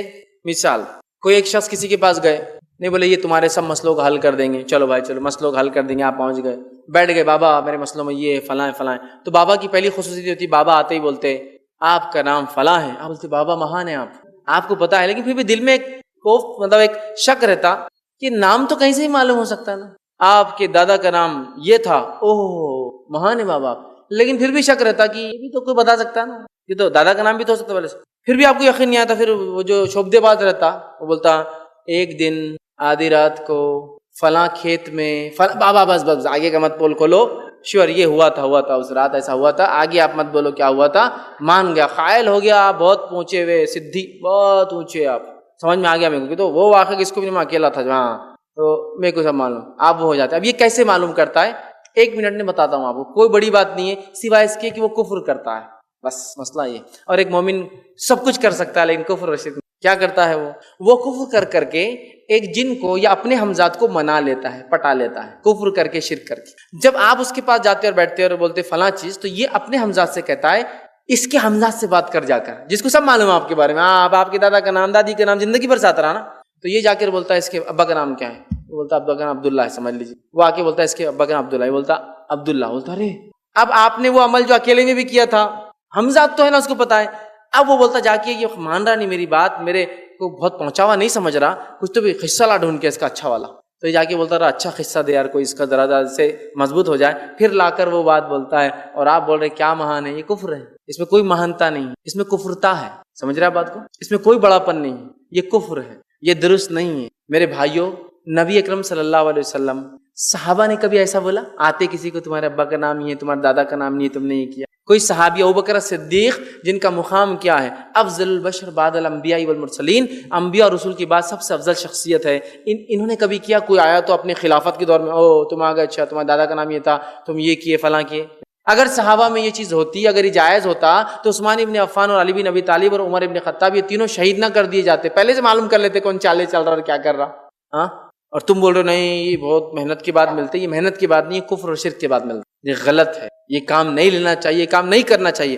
کل شعبدے بازی کی حقیقت اور اس کی تفصیلات میں انشاءاللہ عزیز رکھوں گا. ٹھیک، تو ہمزاد زندگی بھر ساتھ رہ کر کیا کیا کرتا ہے میں نے کچھ مختصر بتا دیا. اسی طرح جو ہے شیطان جو ہے جب بھی وعدہ کریں گا یاد رکھیے یہ فریبی ہوں گا، اس لیے کہ شیطان اپنے دوستوں کے ساتھ ہر بار فریب کرتا ہے. سورہ انفال سورہ نمبر 8 آیت نمبر 48 میں اللہ نے فرمایا شیطان نے کیا کھیل کھیلا مشرکین مکہ کے ساتھ. جب ابو سفیان کا قافلہ حفاظت کے ساتھ نکل گیا اور اب مشرکین مکہ کو ابو سفیان نے لکھ کر بھیجا کہ واپس آ جاؤ، اب اپنا قافلہ نکل گیا، محمد صلی اللہ علیہ وسلم سے صحابہ سے لڑنے بھیڑنے کی ضرورت نہیں ہے. شیطان آیا اور مشرکین مکہ کو کہا ارے 1000 آئے ہو تم، 1000 وہ کیا 313 آئے ہوئے وہاں، کیا تمہارے سامنے اوقات ہے، آج فنش ہی کر کے چل جاؤ ان کو. کس نے کیا معلوم ہے؟ شیطان نے آیا اور بہکایا. یہ کبھی بھی اچھا دوست نہیں ہو سکتا، یہ وہ دوست ہے جو فریبی ہے. اور کیا کیا معلوم آ کے اللہ نے قرآن میں بیان کیا، وقال لا غالب لکم اليوم، آ کے بولا آج تمہارا لشکر اتنا طاقتور ہے کوئی تم پر غالب نہیں آ سکتا. اور آگے کا کہا غالب لکم اليوم من الناس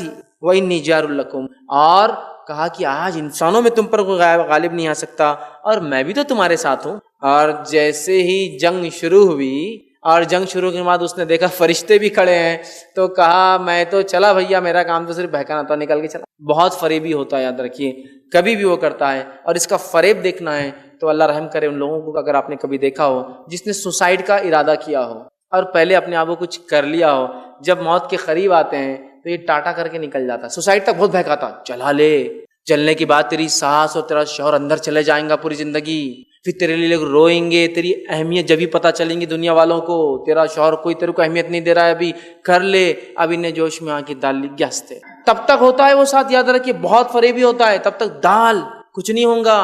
اور اگر سمجھو ایمان والی ہے اور سمجھتا ہے کچھ علم ہے تو تو تھوڑا جلیں گی، صرف مرنے والی تھوڑی ہے، لیکن تیری دھاک بیٹھ جائیں گی نا تیرے شوہر پر، آئندہ تیرے کو کچھ نہیں کر سکتا وہ فلاں ہے.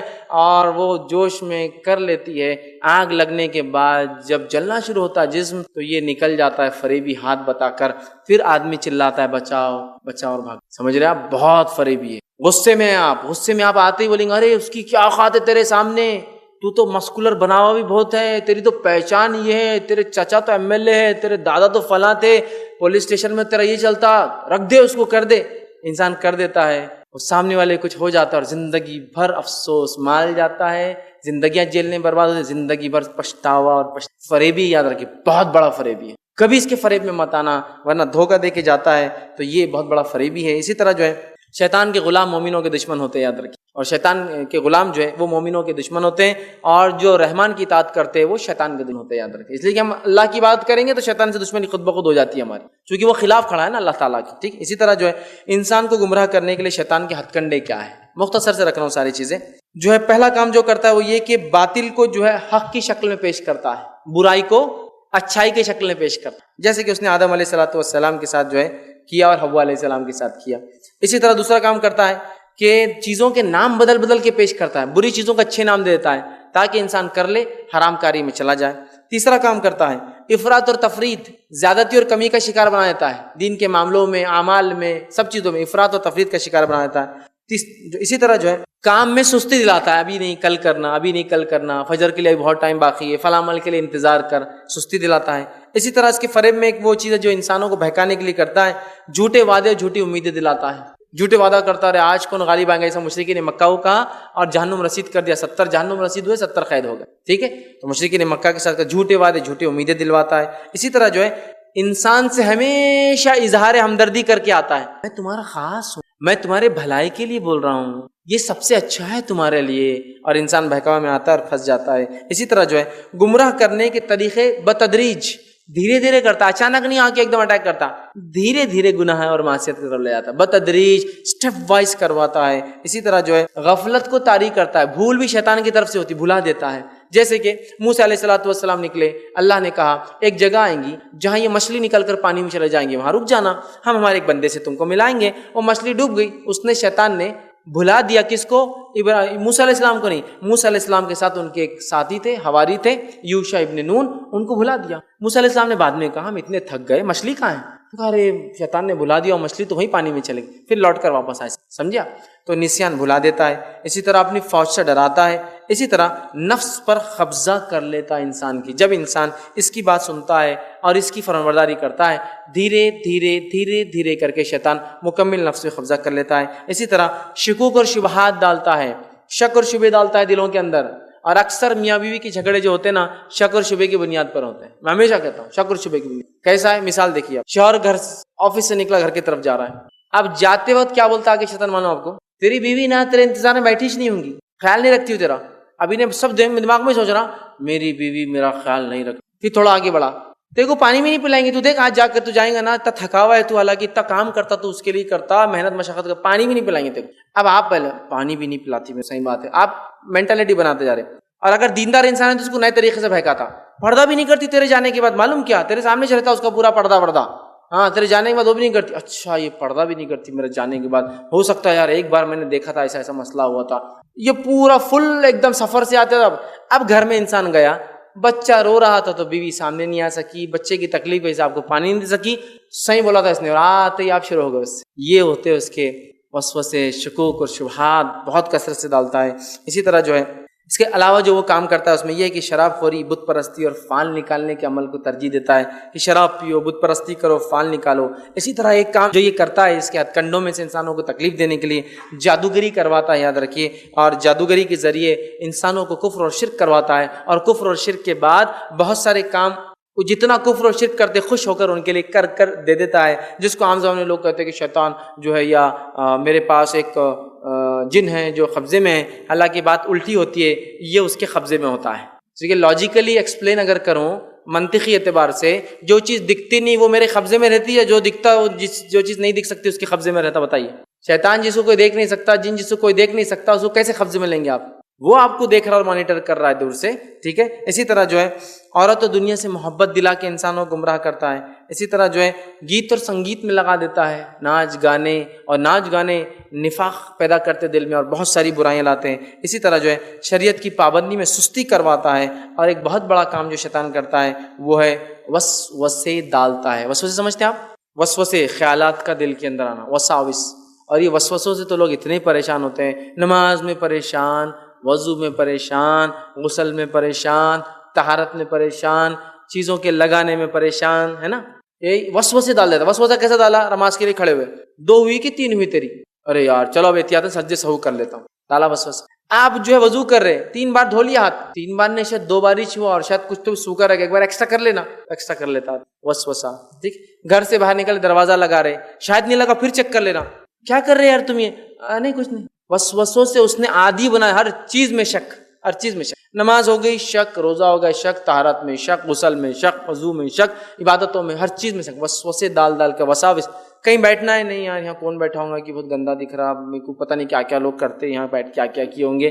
وساوس لوگوں کو، اور یہ وسوسے بہت نقصان دہ ثابت ہوتے، یاد رکھیں. اسی طرح جو ہے شیطان کی خدمت حاصل کرنا، یاد رکھیے یہ شرعاً درست نہیں ہے، جائز نہیں، حرام ہے. شیطان کی خدمت حاصل کرنا، جو مختلف کام وہ انسانوں کے لیے کر کے دے سکتے ہیں لیکن یہ کروا کے لینا جائز نہیں ہے اور یہ حرام ہے. شیطان سے کسی بھی قسم کا کام لینا، چونکہ کفر اور شرک کے بغیر یہ آتے نہیں ہیں.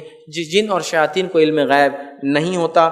کاہن اور نجومی ان سے مدد لیتے جو یاد رکھیے کہانت اور نجومیت جو بھی انسان کرتا ہے، اس کے پاس جانا، اس کا سیکھنا سکھانا کرنا کرانا تو کفر ہے. ان کے پاس جانے سے ہم بھی کافر ہو جاتے ہیں. آپ سمجھ کے حدیث ہے مسند احمد کی روایت، آپ نے فرمایا جو کاہن کے پاس جائے، اس سے کوئی سوال کرے اور اس کے جواب کا یقین کر لے، اس نے اس چیز سے کفر کیا جو محمد صلی اللہ علیہ وسلم پر نازل ہوئی، وہ شریعت کا منکر ہو جاتا ہے. تو ان کی مدد نہیں لی جا سکتی، حالانکہ کہیں کچھ مرتبہ بات صحیح بتاتے ہیں. اسی طرح جو ہے شیطان کا مقابلہ کرنے کے لیے ہمارا ہتھیار کیا ہوگا، اور بات کی میں خاتمے کی طرف جا رہا ہوں. ہمارا سیلف ڈیفنس کیسے ہوگا ان جنوں سے اور شیاطین سے؟ تو پہلی چیز احتیاط کرنا.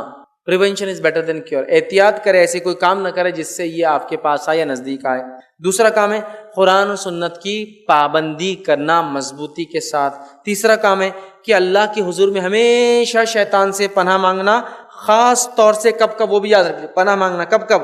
بیت الخلا جاتے وقت، پیشاب اور پیخانے کو جاتے وقت. دوسرا غصے کے وقت، اس لیے کہ غصے کے وقت شیطان آ کر بہکاتا ہے. آپ فرماتے ہیں غصہ شیطان کی طرف سے ہے، اور اس کا علاج یہ کہ انسان کھڑا ہے تو بیٹھ جائے، بیٹھا ہے تو لیٹ جائے، یا وضو کر لے، اس لیے کہ وضو پانی آنکھ کو بجھا دیتا ہے. ٹھیک ہے، تو غصے کے وقت خاص طور سے پناہ مانگی تو یہاں بہت بہکاتا ہے. جمعہ کے وقت اللہ میں پناہ مانگی، ورنہ اولاد میں آپ کی پیدا ہونے والی شامل ہو جاتا ہے. گدھا اگر رات میں چیخے تو آپ نے فرمایا کہ اللہ میں پناہ مانگو، اس لیے کہ وہ دیکھتا ہے جو تم نہیں دیکھتے. اسی طرح بچوں کی حفاظت کے لیے خاص دعائیں پڑھا کیجیے، اس لیے کہ شیطان تنگ کرتا ہے. اسی طرح خاص پناہ ہم جب مانگے کہ جب جو ہے ہمیں کوئی کام کرنا ہو، ورنہ شیطان اس میں داخل ہو جاتا ہے. ایک بہت پیارا جو ہے ایک قول ہے، ایک سلف نے کہا تھا، اور انہوں نے اپنے بچوں سے، اسٹوڈنٹ سے پوچھا، تلاميذ سے ایک دن، اور کہا اگر شیطان تمہارے سامنے برائیوں کو اچھائی بنا کے پیش کرتا ہے تم کیا کرو گے؟ تو انہوں نے کہا ہم لڑیں گے. تو کہا کب تک لڑو گے تم؟ ہر بار آئیں گا. تو انہوں نے کہا سب سے بہترین چیز یاد رکھ لو، اگر کتا تمہارے پیچھے لگتا ہے یا بھونکتا ہے تو تم کیا کرو گے؟ تو کہا اس کو ہم ہکا لیں گے. تو کہا کب تک کتے کو ہکا لو گے تم؟ سب سے بہترین طریقہ یہ، کتے کے مالک کو آواز دو کہ اپنے کتے کو کنٹرول میں رکھے. سب سے بہترین طریقہ شیطان سے بچنے کا، اللہ میں ہمیشہ پناہ مانگے کہ اس سے ہمیں بچا لینا، کہ تو اس سے ہم لڑ نہیں سکتے، یہ تو ہمیشہ نئے روپ میں آئیں گا. سب سے بہترین طریقہ ہے اللہ میں پناہ مانگے کہ اللہ ہمیں اس کو بچا لے، چونکہ شیطان بھی تو اللہ کا ہی بنایا ہوا ہے، وہ خود تھوڑی کوئی خالق ہے نا، اللہ کی بنائی مخلوق ہے، اللہ کا اس پہ بھی فل کنٹرول ہے. ٹھیک ہے. اسی طرح جو ہے ایک شبہ لوگوں کو ہوتا ہے، وہ کیا ہے؟ من قرآن حدیث سے علاج کرایا تو کچھ اثر نظر ہی نہیں آ رہا ہم کو، لیکن وہاں جا کے جھک گئے، وہاں رگڑ لیے، یہاں کا چاٹ لیے، وہاں کا چپکا لیے، یہاں کا لگا دیے، یہاں کا ٹھوک دیے، یہاں کا لٹکا لیے، یہاں کا دبا دیے، یہاں کا دھو کر پی لیے تو بہت فائدہ ہو رہا، ریلیکس محسوس کر رہے ہیں. لیکن اگر وہ قرآن بولے نا تو تکلیف بڑھ جا رہی ہے اور کچھ فائدہ نظر نہیں آ رہا. تو میں آپ کو ایک سوال کرتا ہوں، آپ نے آ کر مجھ سے کہا میرے کھیت میں جو ہے چور آ جا رہے, ڈاکو آ جا رہے ہیں, میں کیا کروں؟ تو میں کہہ رہا ہوں ڈاکوؤں سے بچنے کے لیے آپ ہتھیار لے لیجیے. اب آپ جا کر گورنمنٹ سے ہتھیار لے رہے ہیں, گورنمنٹ نے ایک ہتھیار آپ کو اسائن کیا. اب ہتھیار اتنا بھاری گورنمنٹ دے دے رہی ہے آپ کو کہ بس ڈاکو آ رہے ہیں نا آپ کے کھیت میں اٹیک سے بچنے کی. اب مسئلہ یہ کہ میرے ہاتھ میں طاقت نہیں ہتھیار کو اٹھاؤں, اور اٹھ بھی جاتا تو چلانا ہی نہیں آتا میرے کو, تو غلطی کس کی ہے؟ ہتھیار کی یا چلانے والے کی؟ چلانے والے کی. ہتھیار تو سب سے اچھا دیا گیا آپ کو اپنی حفاظت کے لیے, آپ کو چلانا نہیں آتا تو آپ کی غلطی ہے. ہم سب سے پہلے قرآن حدیث سے علاج وہ تقوی اور وہ عقیدے کے ساتھ کرتے کیا؟ پوری دنیا گھر کے گھوم کے, در در گھوم کے, دیوار دیوار چاٹ کر, رگڑ کر, مل کر, چپکا کر, دھو کر, لٹکا کر جب آ جاتے چلو قرآن حدیث سے بھی کر لیتے.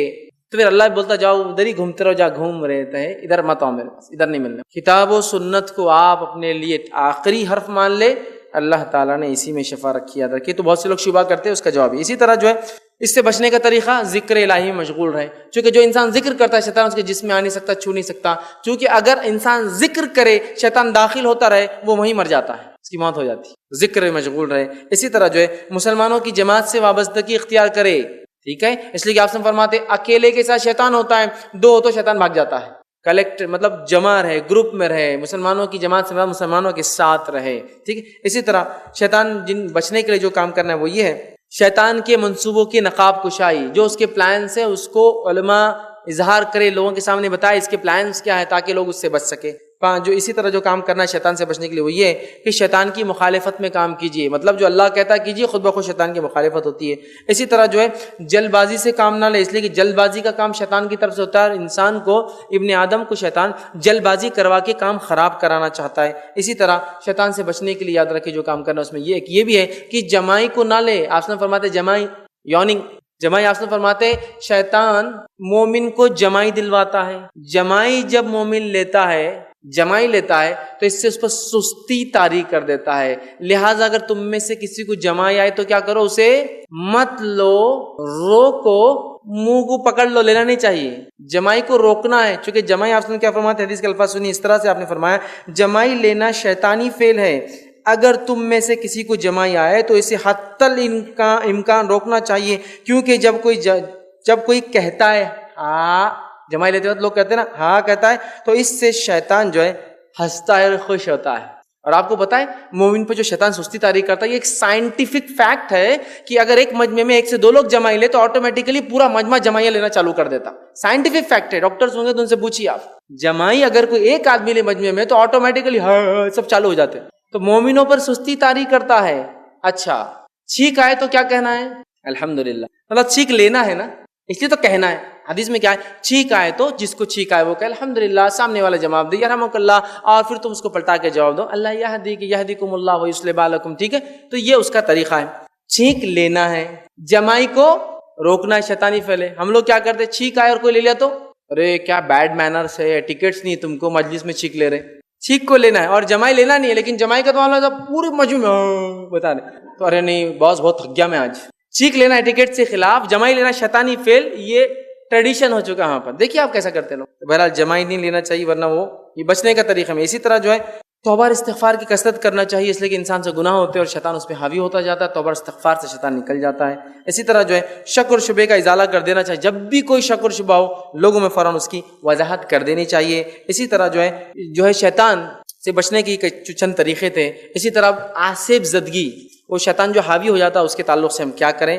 تو آصف زدگی کے جو وجوہات ہیں ان وجوہات میں سے علامہ ابن تیمیہ رحمہ اللہ مجموع الفتاوی میں لکھتے ہیں شیطان کیوں حاوی ہو جاتا ہے کسی پر یا آنکھ میں گھس جاتا ہے.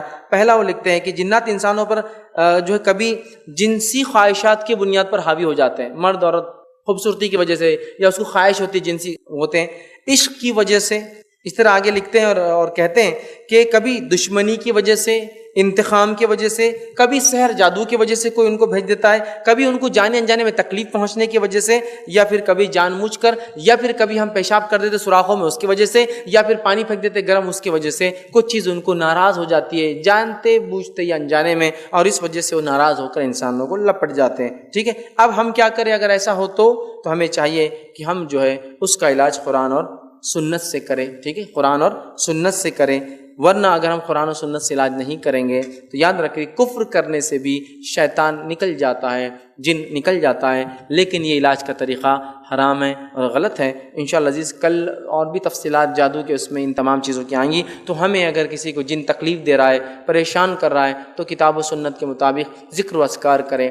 داخل ہو گیا آصف زدگی ہے تو اس کو نکالنے کے لیے قرآن و حدیث کا استعمال کریں۔ میرا ایک تفصیلی اس پہ عنوان پہلے بھی ہو چکا ہے جس کا نام ہے جن اور جادو کی حقیقت، جس میں نے ایک ہی ٹاپک میں جن کے بارے میں کچھ باتیں اور جادو کا مکمل علاج میں کیا پڑھا جائے اس کی پوری تفصیلات کتابوں کے نام دیے۔ آپ ضرور اس کو ہمارے یوٹیوب چینل پہ دیکھیں، جن اور جادو کی حقیقت، جس میں نے اس کو تفصیلی پہلے گفتگو اس مسئلے پہ کر چکا ہوں، لہٰذا بہت زیادہ میں یہاں نہیں چڑھوں گا۔ تو اس کا علاج کرنا چاہیے، علاج کا طریقہ کتاب و سنت سے کرنا چاہیے، اور اس کو جو ہے قرآن پڑھ کر یا دعائیں پڑھ کے نکالنا چاہیے۔ اور خود نبی اکرم صلی اللہ علیہ وسلم نے جن لوگوں کا آسیب تھا، جن لوگوں میں جن تھا جو ان کو مختلف تکلیفیں پہنچا رہا تھا، آپ نے ان کا علاج کیا۔ ایک واقعہ یوں آتا ہے کہ نبی اکرم صلی اللہ علیہ وسلم کے ایک صحابی نے اپنے بیٹے کو لائے جو مجنون پاگل تھا۔ آپ صلی اللہ علیہ وسلم کے صحابہ کہتے ہیں ہم نے دیکھ کر بالکل پاگل جیسا مجنون تھا، لیکن آپ صلی اللہ علیہ وسلم کے مجلس میں آیا تو جب پریشان حال تھا، مجنون تھا، کپڑے کیسے بھی تھے، پھر اللہ کے رسول صلی اللہ علیہ وسلم اپنے نزدیک بلایا اور اس کے گریبان پکڑ کر کہا اے اللہ کے دشمن نکل جا، تلاوت قرآن کی اور کچھ اس کے پیٹھ پر مارا۔ اس کے بعد وہ کہتے ہیں وہ بچہ اتنا فریش ہو گیا، چونکہ جب آیا تھا تو مجنون تھا، مجنون لوگ کیسے کچھ بھی حرکتیں کرتے ہیں، مجنون تھا، لیکن بعد میں اتنا فریش ہو گیا کہ اس کے بعد جو ہے پھر وہ جو ہے اچھا ہو کر مجلس سے حشاش اور بشاش واپس گیا۔